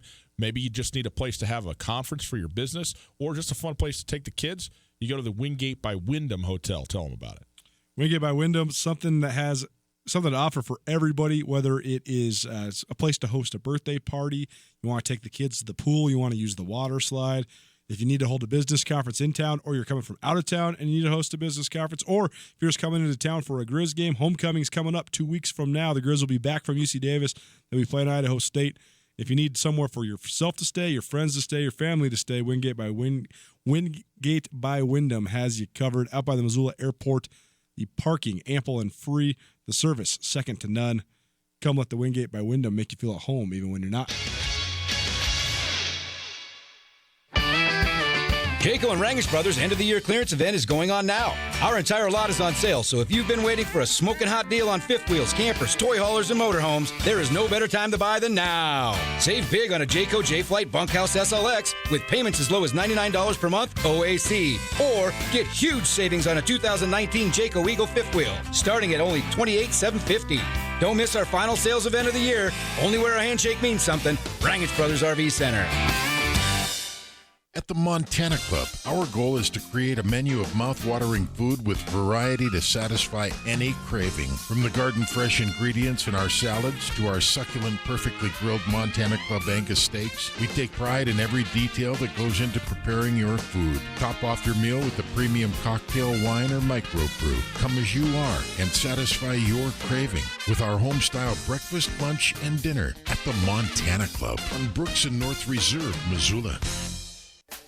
Florence Coffee strives to bring you the best quality in each and every drink, serving a variety of products with no artificial flavoring and no preservatives. With summer winding down and school starting up, stop by any Flowco location for a back-to-school special to taste our lineup of all-natural flavors and go to FlorenceCoffeeCo.com. The best flavor under the big sky, Florence Coffee Company. Hi there, it's Les Schwab Tires. You know, we've been helping keep folks safe on the road around here since 1952. That's why you can save up to $152 on a set of 4 select light truck and SUV tires during our fall tire sale. So swing by or book an appointment at leschwab.com. Les Schwab Tires, doing the right thing since 1952. Limited time offer while supplies last. Discount depends on tire size and type. Cannot be combined with other offers. Details at leschwab.com. On Russell, across from the fairgrounds. Hey folks, Ryan Tutel here, and I'm with Josh of the Advocates Injury Attorneys. Josh, what are people left dealing with after an accident? Well, quite a few things, actually. We see people that are in pain, they still need to get to work, they need to raise their kids, and now they have to take time to go see doctors and other healthcare providers. They're frustrated with working with the insurance companies and getting the runaround. We'll take on the burden of dealing with the insurance companies so you can get the best settlement possible and get back to your life. Find your advocate online at montanaadvocates.com. There are a lot of lawyers. You deserve an advocate. Have you been hurt or disabled? Are you missing time from work and not sure what to do? I'm attorney Chris Helmer, and Clark Fork Law Offices in Missoula is here to help. Our team specializes in worker compensation, personal injury, and Social Security disability. We fight for the benefits you deserve. Call Clark Fork Law at 728-0168 for a free consultation or visit clarkforklaw.com. Again, 728-0168. ESPN Radio for Western Montana, KKVU HD3 Stevensville, and 102.9 FM on K275BS Missoula. ESPN Missoula Sports Center. Good afternoon. Happy Wednesday to you. Here's some sports news with Tutel and Nuanez. Montana State senior Evie Wilson made the most of her last appearance at Dahlberg Arena, recording a match-high 13 kills. They guided the Bobcats to a 25-21, 25-13, 25-18 win over Montana on Tuesday in front of a crowd of 907 spectators. The Cat Grizz victory moved MSU to 1-0 in Big Sky Conference play. Wilson hit .429 as Montana State out-hit Montana 362 to 182. Allie Lynch dished out 33 assists, and Alyssa Rizzo paced the Bobcat defense with 16 digs. Amethyst Harper led Montana with 9 kills. Loyola Sacred Heart Athletic Director Eric Stang released a statement on Monday evening that he has resigned from the position. Stang later told the Missoulian that he was filling in at the position during a transition period after former AD Mac Roche left over the summer for a job in Whitefish. Stang is not a teacher at Loyola and was filling in just as the AD. no official statement from Loyola yet. Montana State's Camilla Noe is the Big Sky Conference Cross Country Female Athlete of the Week. The weekly award marks just the second time in the last 15 years. Bobcat women claimed the award, joining Darby native Heather Dormerist, who won the weekly award in 2013. Noe is a Bozeman native. She won the women's 5K at the MSU Cross Country Classic last weekend. This ESPN Sports Center is presented by Clark Fork Law.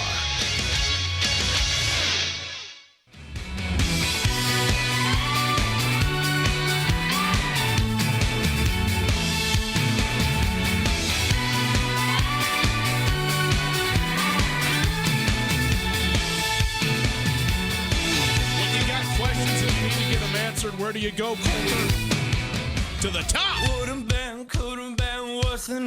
Commissioner Tom Wistrcill, subject of our ESPN Roundtable. We'll bring that conversation in just a moment. It is Tutel Nuanez. It is hour number 2. Great to be with you on ESPN Radio and SWX Montana Television. We are broadcasting live from the Kurtz Polaris studios. Kurtz Polaris at 2904 West Broadway and Missoula Highway 83 in Steele. Online at kurtzpolaris.com. If you'd like to call in, you can do that. 329-1899. All guests join us via the Rangich Brothers RV phone line.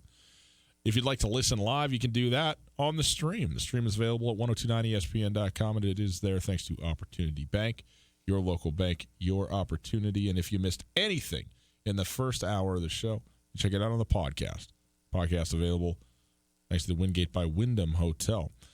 Colter, happy to have our ESPN Roundtable presented by Paradise Falls and Tom Wistrcill, the commissioner of the Big Sky Conference. Tom has been on the job now for just 10 months. He started in November of last year. He is just entering his first ever week of conference football as the commissioner. Weird how that happened. He was there for the playoffs and coming in and then into the basketball season. But we've gotten a chance to talk to Commissioner Wistrcill on a number of occasions, and I am very drawn to him. I mean, he's a very comfortable, conversational, bright guy. Certainly seems like a capable guy. Got great experience, but also very approachable and very conversational, open to talking and offering his thoughts on anything that you ask him. Really great to talk to him. So often people in high-level administrative positions, they dance around the issue or they talk without saying much. They give you the diplomatic responses, and oftentimes it's to mask either unpreparedness or surprise or to avoid saying something controversial. This is the 4th time we've done a sit-down with Tom Wistrcill since he's become the Big Sky Conference commissioner. We did one in Boise. We've had him on the show right when he was hired, and then again leading up to Boise, and then we had him on during the Big Sky tournament in Boise, and now this conversation as well. And not only does Tom Wistrcill not give you the diplomatic response, he is fully prepared for what you're going to ask him. Yeah. And that's what I want from someone that's in a leadership position, is that I want you to be thinking about the same. I mean, I don't have any say in this league. I just am very invested in this league because it's my livelihood and it's something I've covered for a long time that means a lot to me. But if I'm thinking about these things, I really hope that the leader of the league is too, and he is. And that's what's the most impressive part. I think that's where you talk about the gravity. He has a very good magnetism because he's a very personable guy, but he's very smart, and he's well thought out. I mean, he thinks about all of the issues, both good and bad, both in the Big Sky Conference and the NCAA at large. Well, enjoy this week's ESPN Roundtable with Big Sky Conference Commissioner Tom Wistrcill. Well, happy now to welcome in to the ESPN Roundtable the commissioner of the Big Sky Conference, Tom Wistrcill. Commissioner Wistrcill, thanks so much for taking the time out and joining us. How are you? Well, doing great. Great to be on with you guys, and always good to chat. Now, we know that you are in Chicago right now for the commissioners' conferences. All 32 conference commissioners coming together at one spot for annual meetings. What is this about? Like, just information sharing, ideas? What's going on at these?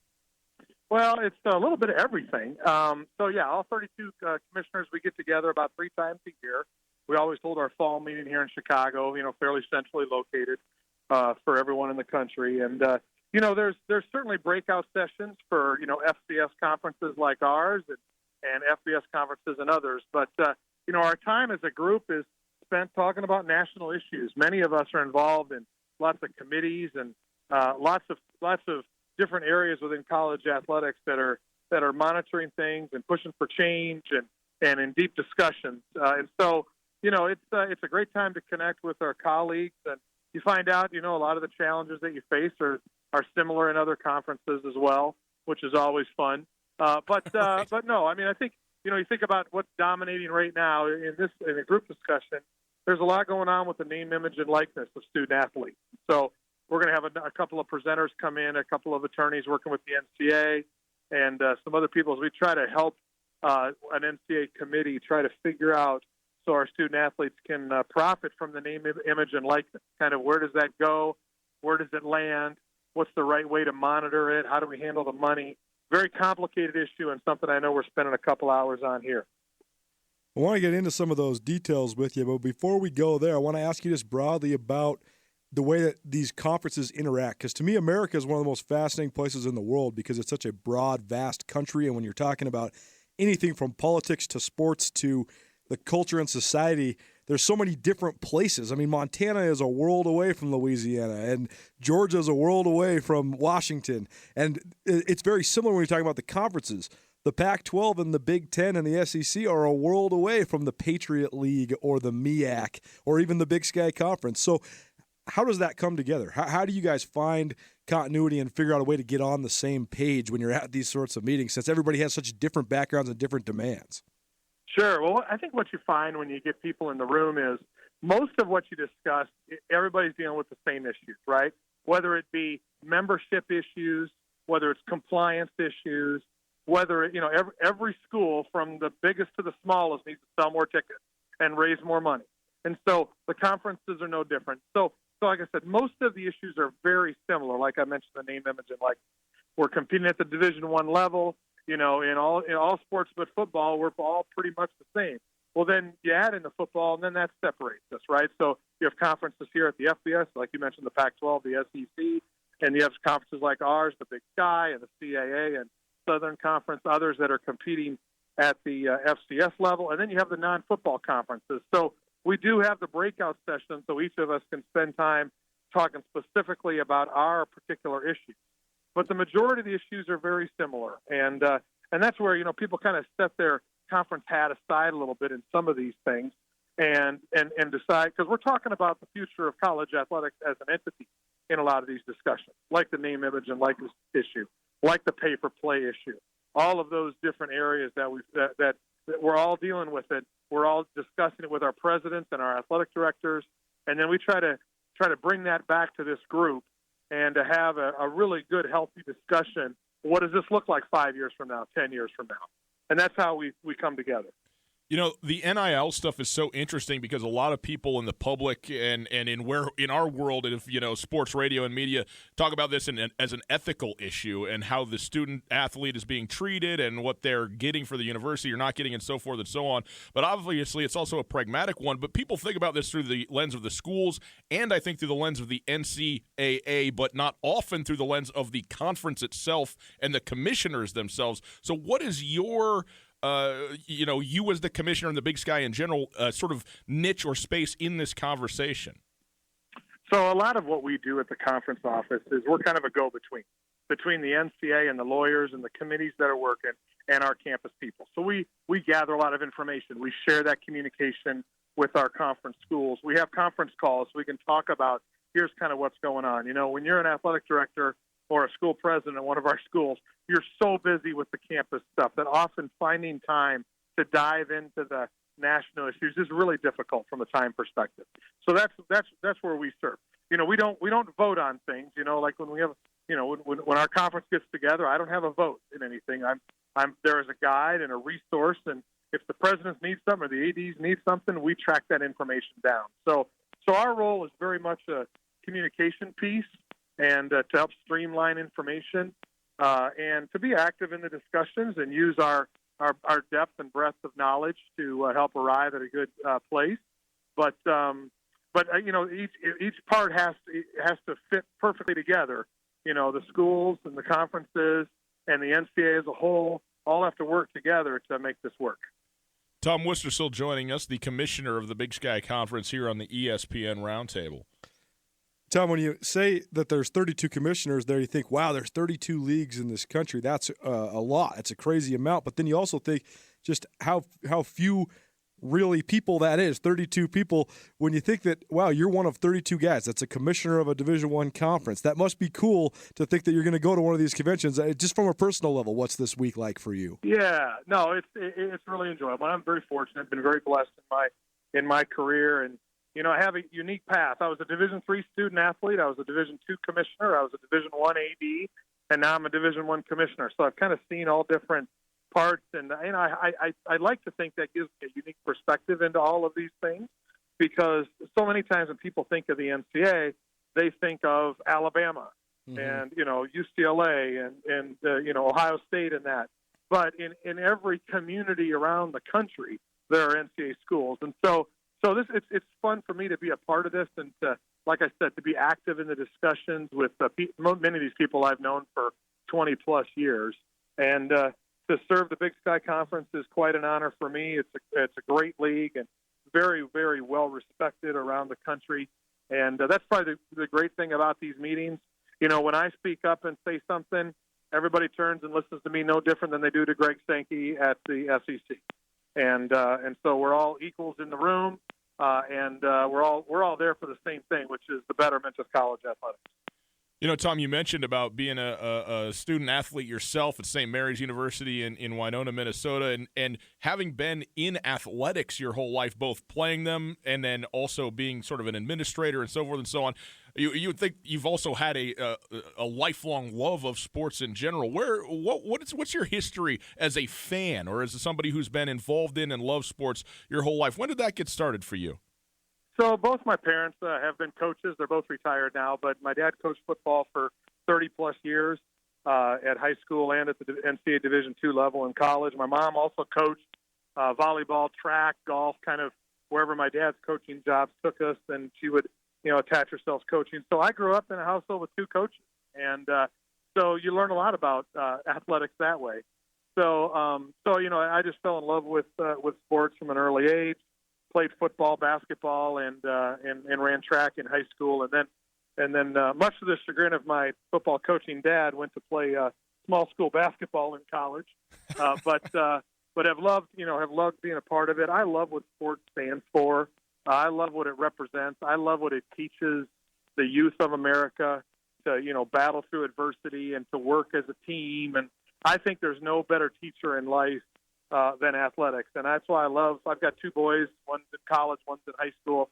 The one in college played football through high school down in Texas, and then now my son is, as we moved to Utah, is a sophomore in high school. He plays basketball, and so I love having them grow up around sports as well. And I'd never want to say I learned more from sports than I did from school, but I would say for me it was probably about even. Right. And I don't think I'm alone in saying that, compared to a lot of people I've mentioned that too. That a lot of people nod their heads and say, yeah, I learned a lot from that too. And so just feel very fortunate to have it be part of my life. Well, speaking of sports, this is not only the week where you're going to be busy with these commissioner meetings, but also the kickoff of Big Sky Conference play this weekend all across the league. So tell us what your week's like. Are you going to go to a game on Saturday? Are you going to be in attendance somewhere in the Big Sky? Yeah, I'm actually going to be in Bozeman. Okay, so we'll see each other there. Great. Yeah, I looked at the weather. It's going to be like 95 and sunny, right? No, not. Yeah, it's going to be not exactly. The first winter weather warning is Saturday afternoon. So or something standard. Like that.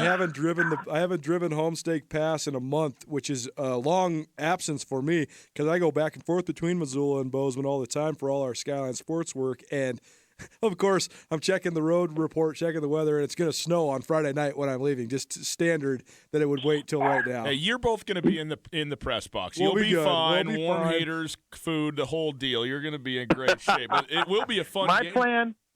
My plan is to, I always like, again, first time for me being here for the conference. I started right when the playoffs were rolling. Right. So I made it to Eastern for that semifinal game. But so I've been around to a few games already, but this will be my first time at a conference game, and really looking forward to it. I like to go down and get down on the field, talk to the coaches, see how they're doing. Go in and I like to introduce myself to the officials.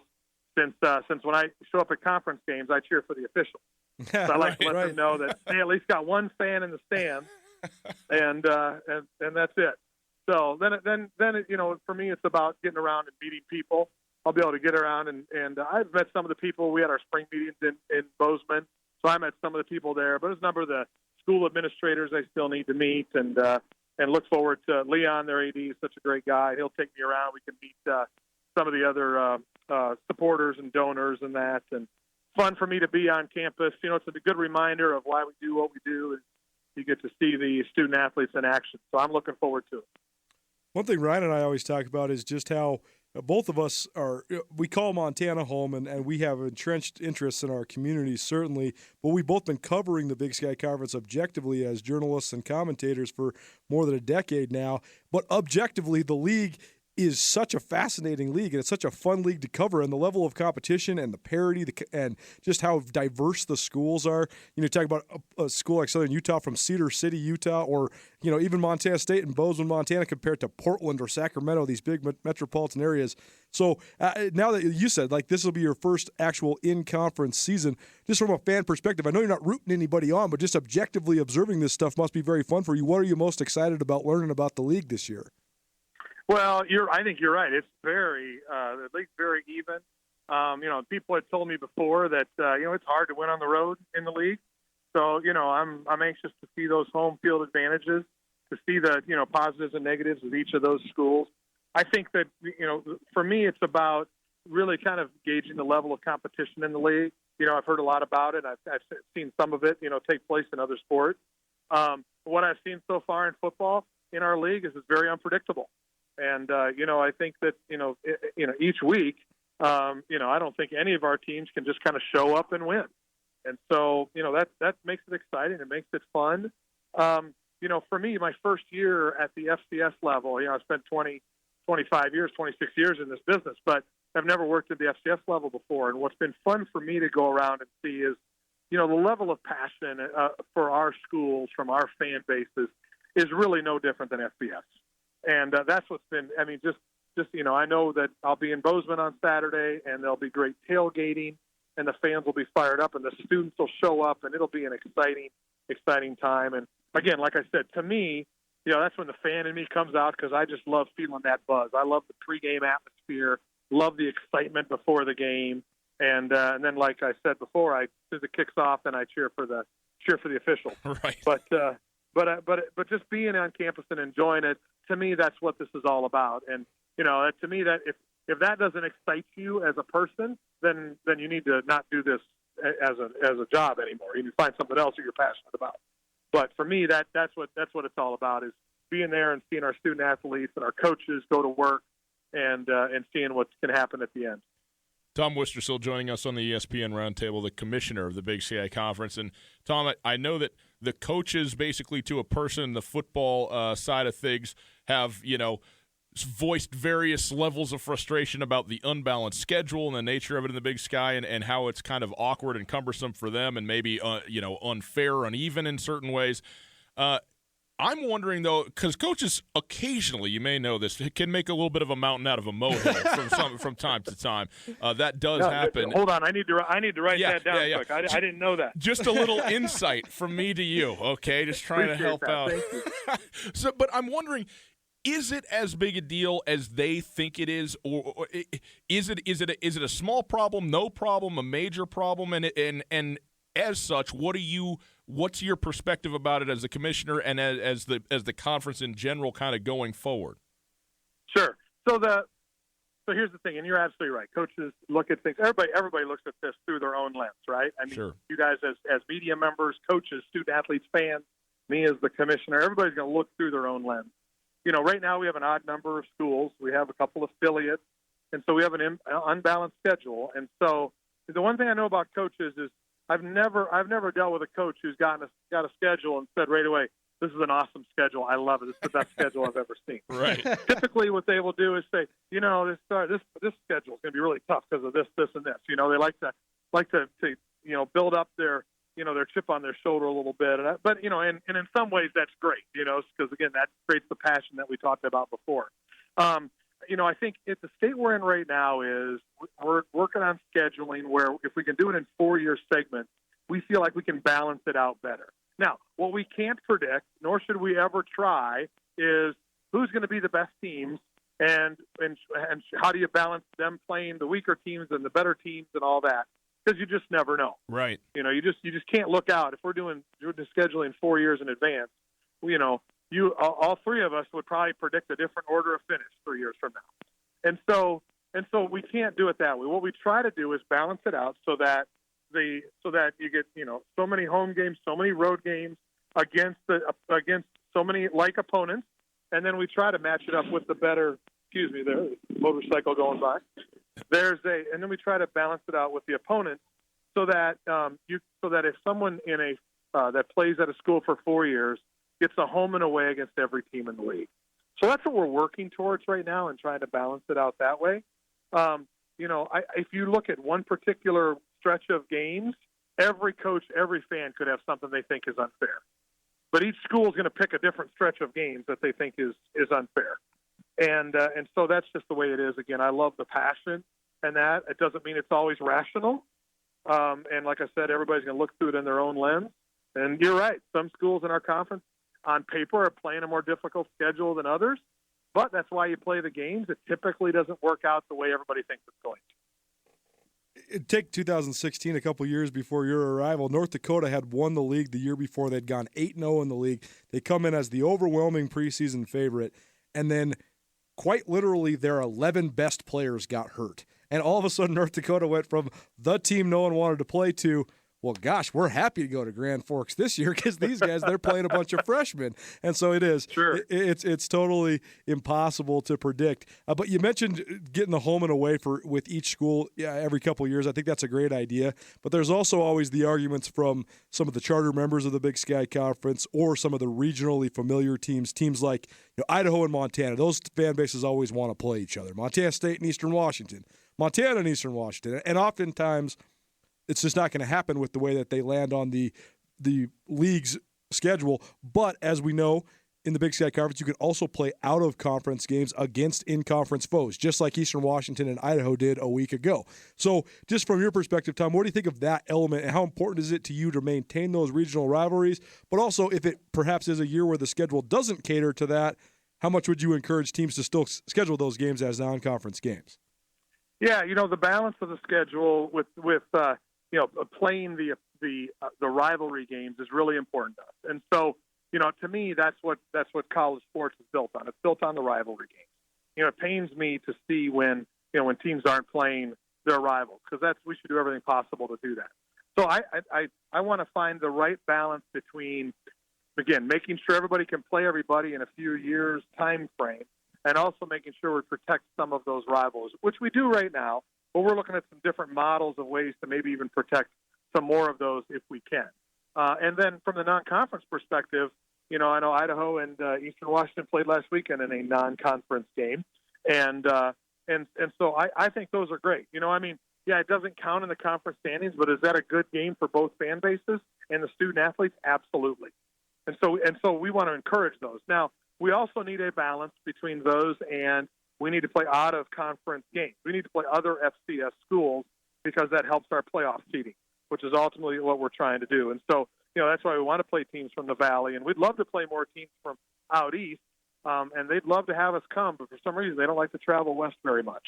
And so types of things that we talk about in the side rooms of these commissioner meetings is, hey, how can we get more games together and that. So, that's kind of the way scheduling works. It's an imperfect science, but it is something we work really hard on. We have a committee made up of athletic directors and other administrators that just does football. We have one that just does basketball, and then we have one that does all the Olympic sports.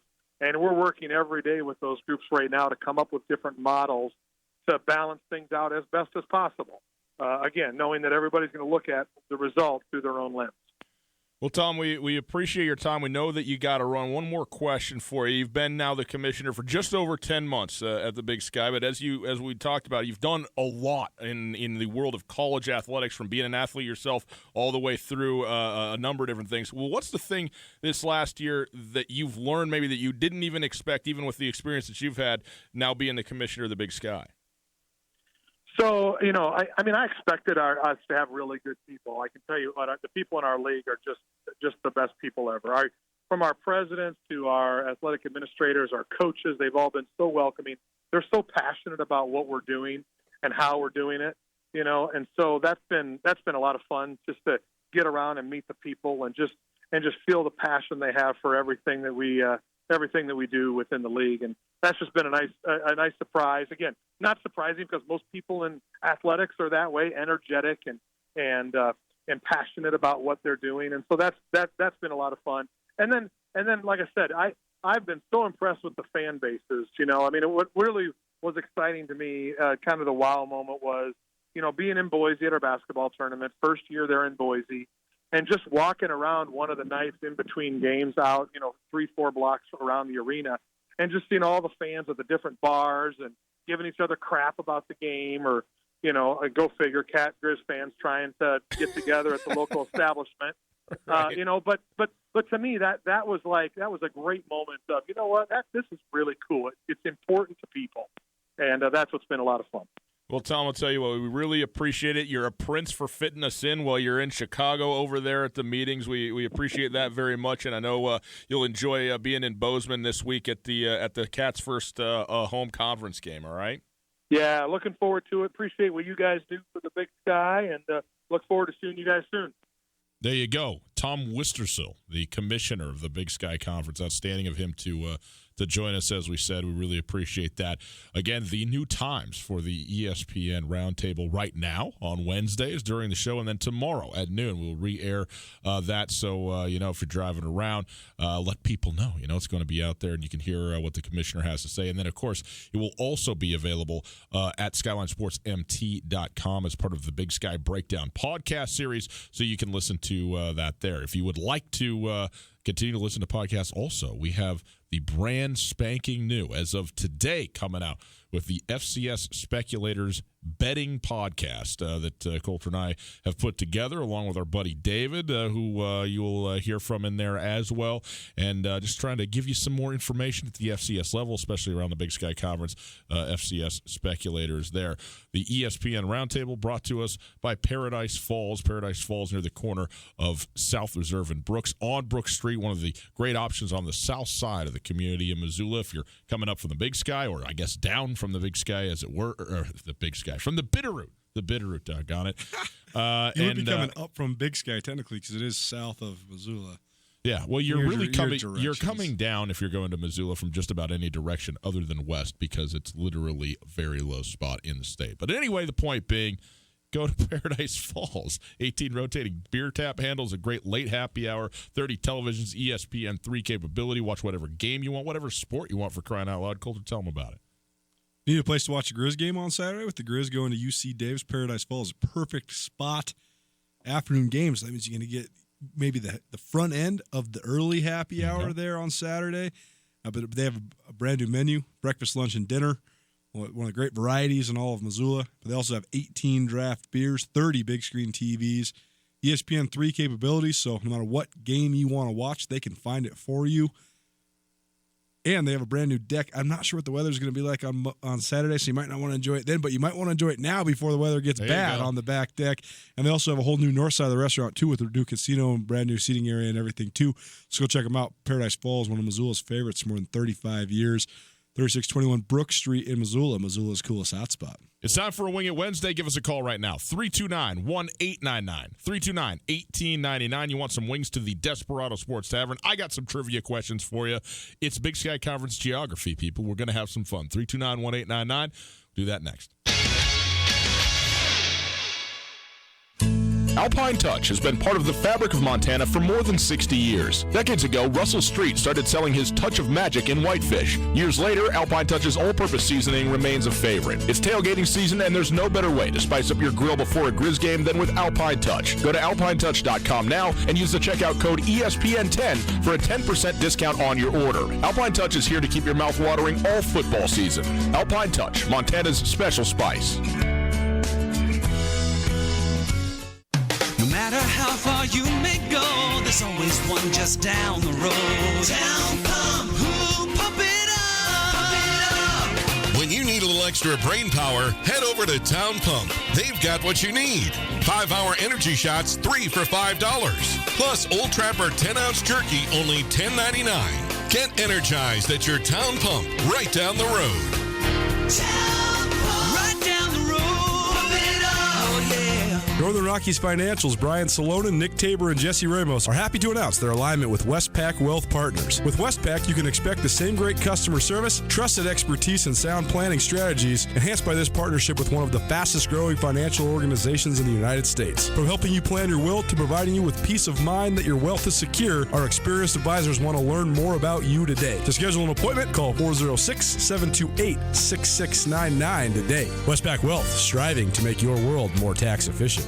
Hey folks, Ryan Tutel here with Josh from The Advocates. If you've been in a car accident and need help dealing with the insurance company, you should give The Advocates a call. It doesn't cost anything at all to call, and I'd be happy to talk with you about your situation. You don't want to have to be dealing with contacting the insurance companies and setting up your claim. We can do that for you from start to finish. We'll take the hassle out of the process so you can just focus on getting better. There you go, folks. If you've been injured in an accident, give Josh a call, 640-4444, or online at montanaadvocates.com. There are a lot of lawyers, but you deserve an advocate. The biggest reason fall is the Desperados' favorite season of all, the return of those wonderfully spirited UM students, of course. Okay. So football is the real reason the Desperado gets pumped about fall, but you can't have college ball without college, right? So this season, the Desperado is bringing the best of both worlds together with live broadcast of Montana college football and all your favorite college football teams, along with Missoula's best hot wings and coldest beer. Fall has arrived, and there's more than one reason to celebrate at the Desperado Sports Tavern on South Russell across from the Y. This is Tom Skerritt for the Borgen Project. Each year, nearly 2 million children die from preventable diseases. Each day, 30,000 people die from hunger. 500 each hour are children. The Borgen Project is turning this around. We need your help. To learn more, go to BorgenProject.org. That's BORGEN project.org. ESPN Missoula Sports Center. Good afternoon. Ryan Tutel, Colton Nuanez. Here's some sports news. Montana State senior Evie Wilson made the most of her last appearance at Dahlberg Arena, recording a match-high 13 kills to guide the Bobcats to a 25-21, 25-13, 25-18 win over Montana on Tuesday night in front of a crowd of 907 spectators in attendance for the volleyball game. The Cat Grizz victory moved MSU to 1-0 in Big Sky Conference play. Wilson hit .429 as Montana State out-hit Montana in total 362 to 182. Allie Lynch dished out 33 assists, and Alyssa Rizzo paced the Bobcats defense with 16 digs. Amethyst Harper led Montana with 9 kills. Loyola Sacred Heart Athletic Director Eric Stang released a statement on Monday evening that he has resigned from the position. Stang later told the Missoulian that he was filling in at the position during a transition period after former AD Mac Roche left over the summer to accept a job at Whitefish. Stang is now a teacher at Loyola and was filling in as just the AD. No statement yet from the Loyola High School administrators. Montana State's Camilla Noe is the Big Sky Conference Cross Country Female Athlete of the Week. The weekly award marks just the second time in the last 15 years a Bobcat woman claimed the award, joining Darby native Heather DeMorris, who won that in 2013. Noe is a Bozeman native. She won the women's 5K at the MSU Cross Country Classic this last weekend. She won the race by 15 seconds.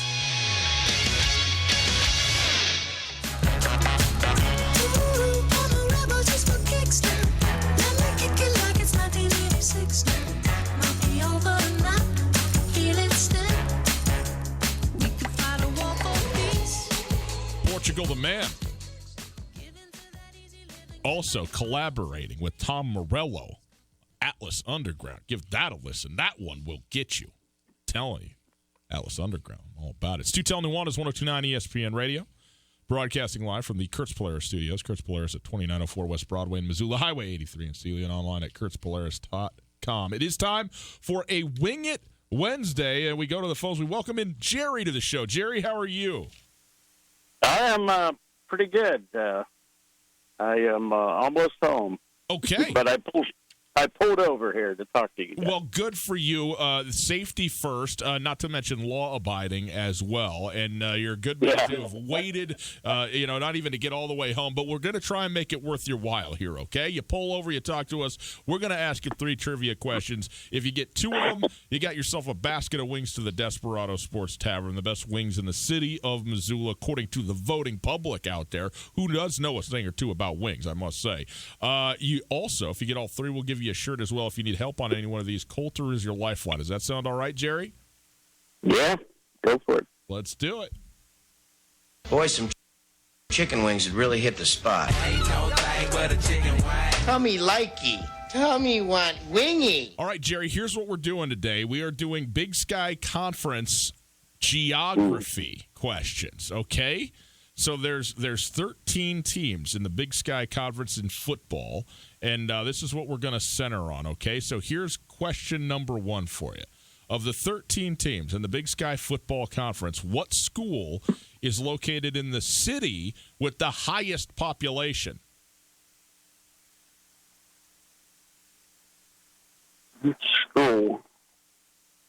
So the Big Sky Conference teams, 13 of them, which of them is in the city that's the biggest city, the biggest population center? Well, Cal Davis. It is not Cal Davis. It is not Cal Davis. Let's put this on hold. Let's come back to it. The second question is very much like the first, but in the other direction. Of the schools in the Big Sky Conference, what school is in the smallest town? And I'll tell you what, this one is not an easy one because this there are some small cities that house some Big Sky Conference universities and football teams. But there's one in particular that is it might not be first on your list of ones that you think of that has the smallest population of the city.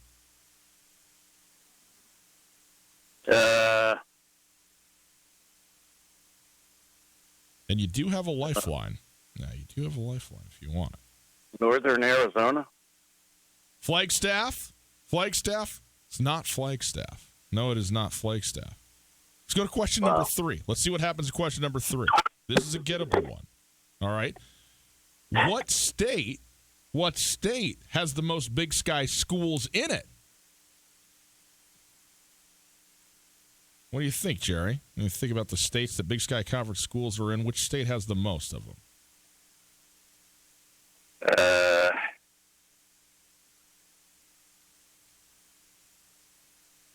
Washington. No, how many? Washington's got 1 with Eastern Washington, so there is some states that got more than that. Big Sky schools. California, Jerry, is absolutely right. With Davis, Sac State, and Cal Poly all in there. Jerry, here's what we're going to do. You pulled over for us. You called us. You abided by the laws of the city. You're a good man for doing it. You didn't even use a lifeline. You're getting some wings, okay? You give your information to David there in the back, and we're still going to set you up with some wings from the Desperados. Does that sound all right? Oh, that sounds great, and just great to hear you guys.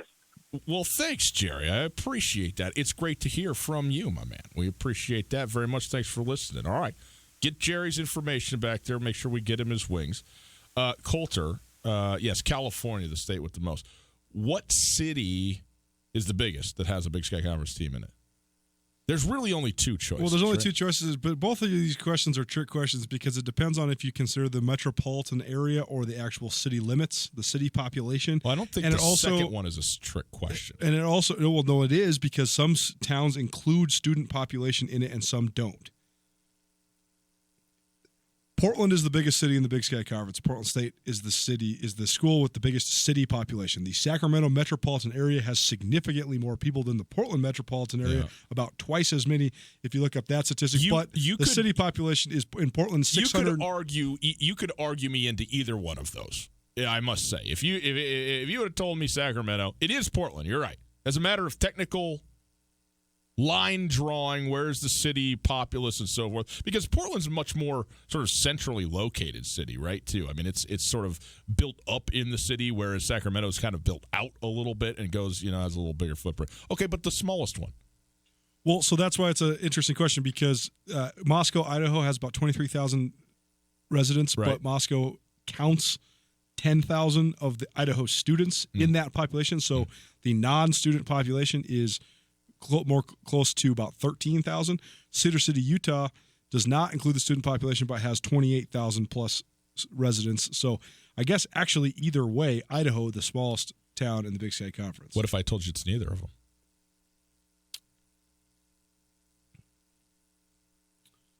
I'm trying to think of all the... I thought, first of all, in my research, Pocatello is surprisingly large, like 55,000 people. Yeah, well, everywhere is 55,000 people. That's a town, unless you're in Montana. I mean, not Moscow, not Cedar City. Well, true, but and not this one. It's not Flagstaff, because Flagstaff has 65,000 plus. No. Missoula 75,000. No. Bozeman 50,000 plus. Pocatello 55,000. Ogden, Utah has 100 plus thousand with the spillover from Salt Lake City. Not Ogden. You said Cedar City, said Moscow, said Pocatello, said we know it's not Portland, we know it's not Sacramento. Davis, California has a population of about 80,000. Yep, not Davis. San Luis Obispo, no. Population about 55,000. Greeley, Colorado. No, Greeley's like 100,000 people. Well, actually. I mean, I totally believe it, because all of these towns are spillovers from huge metropolitan areas. I mean, Greeley's only like 45 minutes from Denver. What am I missing? This makes me so happy. I can't tell you how happy this makes me right here. I just named every town in the Big Sky Conference. You didn't name one of them. Cheney, Washington. Oh, of course it's Cheney. Cheney, Washington, boys. It's because it's not even a town, it's a field. Cheney, Washington, home of the mighty Eastern Washington Eagles, or maybe not so mighty, 12,446 people. That is, I must say, as of 2017, it might be climbing up to 13,000 people with Cheney right now. Not often do I get one. It's a good one. It's Tutel Nuanez, 102.9 ESPN Radio. We'll take a quick break. We'll come back. We'll wrap this show up, for crying out loud. Give you some information you're going to want to have to go on your way on a Wednesday evening. Coulter, there's some things that you like to do in the world. There's some things you don't like to do in the world. There's maybe some things you've never done, but you know you don't want to do. Like I don't ever want to walk a tightrope. You know what I mean? I can barely walk a sidewalk. I don't need to walk a tightrope. You know what else I don't need to do? Climb up a ladder to 25 feet to dig leaves out of my darn gutters. Okay? I don't need any of that. Maybe I'm being a little presumptuous about my house. It's not 25 feet high, but you know what? Even if it's 5 feet high, I don't need to do it, okay? I got somebody who can do it. It's Missoula Gutter Cleaning. You go online, MissoulaGutterCleaning.com. You get an estimate from them. They're going to come over. They're fully insured. They're very fun, I must say. They are great folks over there. And they will take care of the job that is both difficult, that is aggravating, and potentially dangerous of cleaning your gutters this fall, okay? Weather's on the way. You want to make sure your gutters are clean. You're getting all the water off of your house, off of your roof, and away from the base and the foundation of the house to where it needs to go. You need your gutters cleaned. And if you do it, it's going to be problems. You're going to waste a lot of time, and you might even fall off and hurt yourself or strain something. Heaven only knows what happens when the ladder falls and you're stuck there dangling from the gutters. Now you got to replace the whole thing. Get Missoula Gutter Cleaning. They will come in, take care of it. You get your time back. You can do whatever you want with it and make everybody happy that you've gotten the job done that you were supposed to get done. You go on MissoulaGutterCleaning.com, get your estimate, and then when the job's done, $20 to your favorite brewery or coffee shop once the job is complete. How great is that? They're even going to give you something back for it. Missoula Gutter Cleaning, MissoulaGutterCleaning.com. We ate a lot of steaks before we came up with the Montana Club's Private Reserve Cut Angus. It's as good a steak as you're going to get. Our Private Reserve Cut Angus is specially cut for us. And with our custom seasoning, it has a flavor that's absolutely incomparable. We're confident that it will satisfy the most discriminating steak customer for an unrivaled steak experience. Real Montana, real food. The Montana Club on Brooks and North Reserve, Missoula. In Western Montana, we know shopping local matters, and you may think you'd pay more for the quality and customer service that comes with it, but not at Selway Armory. Selway Armory is locally owned with knowledgeable specialists that can answer your questions. In addition to the expertise, though, Selway Armory also has a bigger selection and lower prices than the box stores. When you're in the market for firearms and accessories, save money with the experts at Selway Armory. Selway Armory, 2825 Stockyard Road, Unit E6, and online at selwayarmory.com. Hey everybody, here with my good friend Josh from the Advocates Injury Law Firm. Josh, if I've been in an accident, how much is it going to cost me to hire you? Well, we take cases on a contingency fee. And what that means for you is that if you're hurt in an accident, we only get paid if you make a recovery. You'll never owe us anything out of pocket. What about the call for a consultation? That's not a problem. We don't charge anything for an initial consultation, so you have absolutely nothing to risk by calling us. If you're injured in a car accident, call the Advocates, 640-4444, or online at montanaadvocates.com. Are you interested in putting solar panels on your roof? Do you want the latest on Montana's renewable energy policies? The Montana Renewable Energy Association is a leading voice for renewable energy, education, and advocacy in Montana. From community-based clean energy events to advocating at the Montana legislature, they work to ensure Montana's future is powered by the sun, wind, and earth. Find out more about MREA and join as a member by visiting montanarenewables.org or calling 406-214-9405. Usually the most famous person out Tutel Nuanez is Ryan Tutel. But that's not the case when we conduct the ESPN Roundtable each week. It's very demoralizing for me, I must say. I love being the most famous person, but you're right. We've gotten some great guests on the ESPN Roundtable, and now the ESPN Roundtable is shifting to some new times. Catching up with legends from around the state of Montana, whether they're players or coaches, has been one of our favorite things of 2019, and that will continue. The ESPN Roundtable, presented by Paradise Falls, will now be broadcast at 5:20 on Wednesdays within Tutel Nuanez, both on 102.9 ESPN Missoula and statewide on SWX Television. Then again, Thursdays at noon on ESPN Missoula. And of course, they will still be archived as part of the Big Sky Breakdown podcast series available at SkylineSportsMT.com. So you can go listen to any that you missed, re-listen to the ones that you liked, and share them all with your friends, family, and neighbors. The ESPN Roundtable, proudly presented by Paradise Falls. Paradise Falls, Missoula's coolest hotspot. Tutel and Nuanez on 102.9 ESPN Radio for Missoula. Yes. As we close up shop on a Wednesday, hope you've had a great day. Very nice evening out there in the world. Enjoy that. It is Tutel Nuanez on your radios and your televisions. ESPN and SWX. Hi. Good to be with you. Broadcasting live from the Kurtz Polaris studios. Kurtz Polaris at 2904 West Broadway in Missoula, Highway 83 in Sealy. Online at kurtzpolaris.com. If you're looking for the podcast, we have it there for you. The podcast available on all your favorite podcasting platforms. Just search Tutel Nuanez. Give it some listens. Give it some likes, reviews, rates, all that stuff. We appreciate that. The podcast is available thanks to the Wingate by Wyndham Hotel. And again, Colton, we just recorded today. Our brand new podcast series is going into effect, the FCS Speculators, a betting podcast. Give you some information, give you some lines, some numbers, some over-unders, some favorites, all that stuff at the FCS level, especially the Big Sky in particular, where there's not a lot of information about that. So we hope that we can bring you a little something for fun, something to enjoy and kind of get a kick out of it. It's a fun way to talk about football as well. So that is going to be up this evening. So you can look for that on all of your podcasting platforms as well. We have a new Instagram available. Man, we're making it happen here, man. 102.9 ESPN on Instagram and Twitter. This week, big week coming up. It's already been a big week, but Jay Hill, head coach of Weber State tomorrow. We will also this week hear from John Edwards, former University of Montana quarterback, led the Grizz to their last national championship in 2001, that great 2001 team under Joe Glenn. So John Edwards, an attorney now in Billings, joined us. That was great. So we will have him on. We will also have Dan Hawkins, the head coach of UC Davis, as the Grizzlies go to UC Davis to play them in week 1. And, of course, on Seahawks, or on Friday, 12 for the 12s at 5 o'clock with Michael Sean Dugar, who writes for covers the Seahawks for The Athletic. He will join us once again on our weekly segment there. So we got a ton of stuff going on all week long here, huh?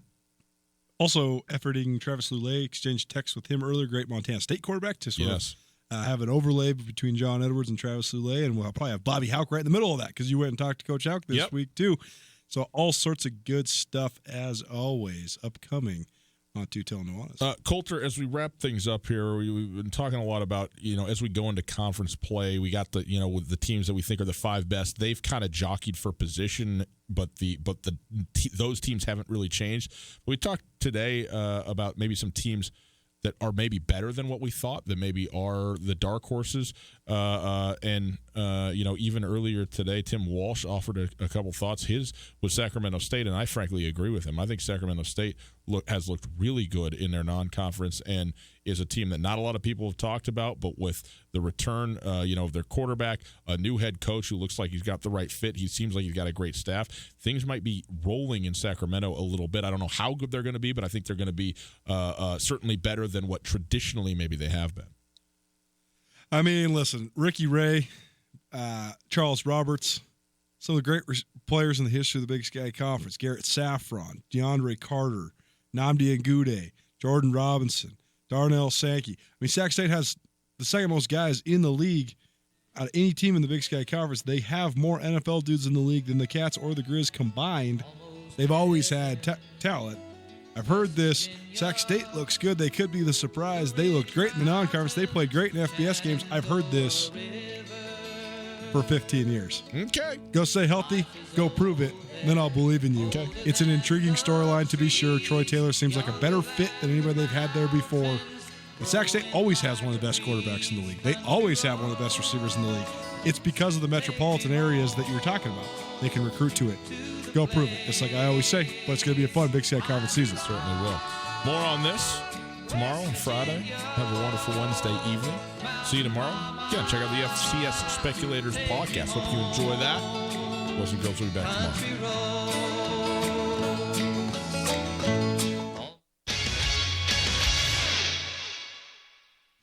Alpine Touch has been part of the fabric of Montana for more than 60 years. Decades ago, Russell Street started selling his touch of magic in whitefish. Years later, Alpine Touch's all-purpose seasoning remains a favorite. It's tailgating season, and there's no better way to spice up your grill before a Grizz game than with Alpine Touch. Go to alpinetouch.com now and use the checkout code ESPN10 for a 10% discount on your order. Alpine Touch is here to keep your mouth watering all football season. Alpine Touch, Montana's special spice. Hi there, it's Les Schwab Tires. We've been helping keep folks safe on the road around here since 1952. That's why you can save up to $152 on a set of 4 select light truck and SUV tires during our fall tire sale. So swing by or book an appointment at leschwab.com. Les Schwab Tires, doing the right thing since 1952. Limited time offer while supplies last. Discount depends on tire size and type. Cannot be combined with other offers. Details at leschwab.com. On Russell, across from the fairgrounds. Northern Rockies Financials, Brian Salonen, Nick Tabor, and Jesse Ramos are happy to announce their alignment with Westpac Wealth Partners. With Westpac, you can expect the same great customer service, trusted expertise, and sound planning strategies enhanced by this partnership with one of the fastest growing financial organizations in the United States. From helping you plan your wealth to providing you with peace of mind that your wealth is secure, our experienced advisors want to learn more about you today. To schedule an appointment, call 406-728-6699 today. Westpac Wealth, striving to make your world more tax efficient. This is Mike Nugent with Berkshire Hathaway Home Services. Berkshire Hathaway provides Western Montana with full-time real estate professionals for you whenever you need us. Our reputation as the state's most knowledgeable and available real estate group has helped build unmatched trust in the Garden City and statewide. If you have been thinking of making a real estate move in the short or long term, give me a call. No pressure, no expectations. Just professional opinions and service at whatever pace you are comfortable with. Give me, Mike Nugent, a call today, 531-1802. And remember, every question is good to ask.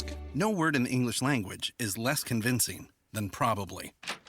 Are you sure we should get matching tattoos on our first date? Sure. We'll probably stay together. Probably? It's been 23 minutes since I ate. I can probably swim. You should wait 30 minutes. Okay, now tell me what to do. Cannonball! Cramp! Oh, I have a cramp.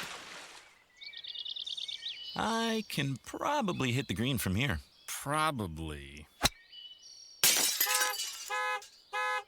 Can I get a mulligan? Ready to go? Hey, are you sure you're okay to drive? Yeah, I'm pretty sober. Yeah, I'm probably okay. Probably okay isn't okay, especially when it comes to drinking and driving. If you're drinking, call a cab, a car, or a friend. Buzzed driving is drunk driving. A message brought to you by NHTSA and the Ad Council. ESPN Radio for Western Montana, KKVU HD3 Stevensville, and 102.9 FM on K275BS Missoula.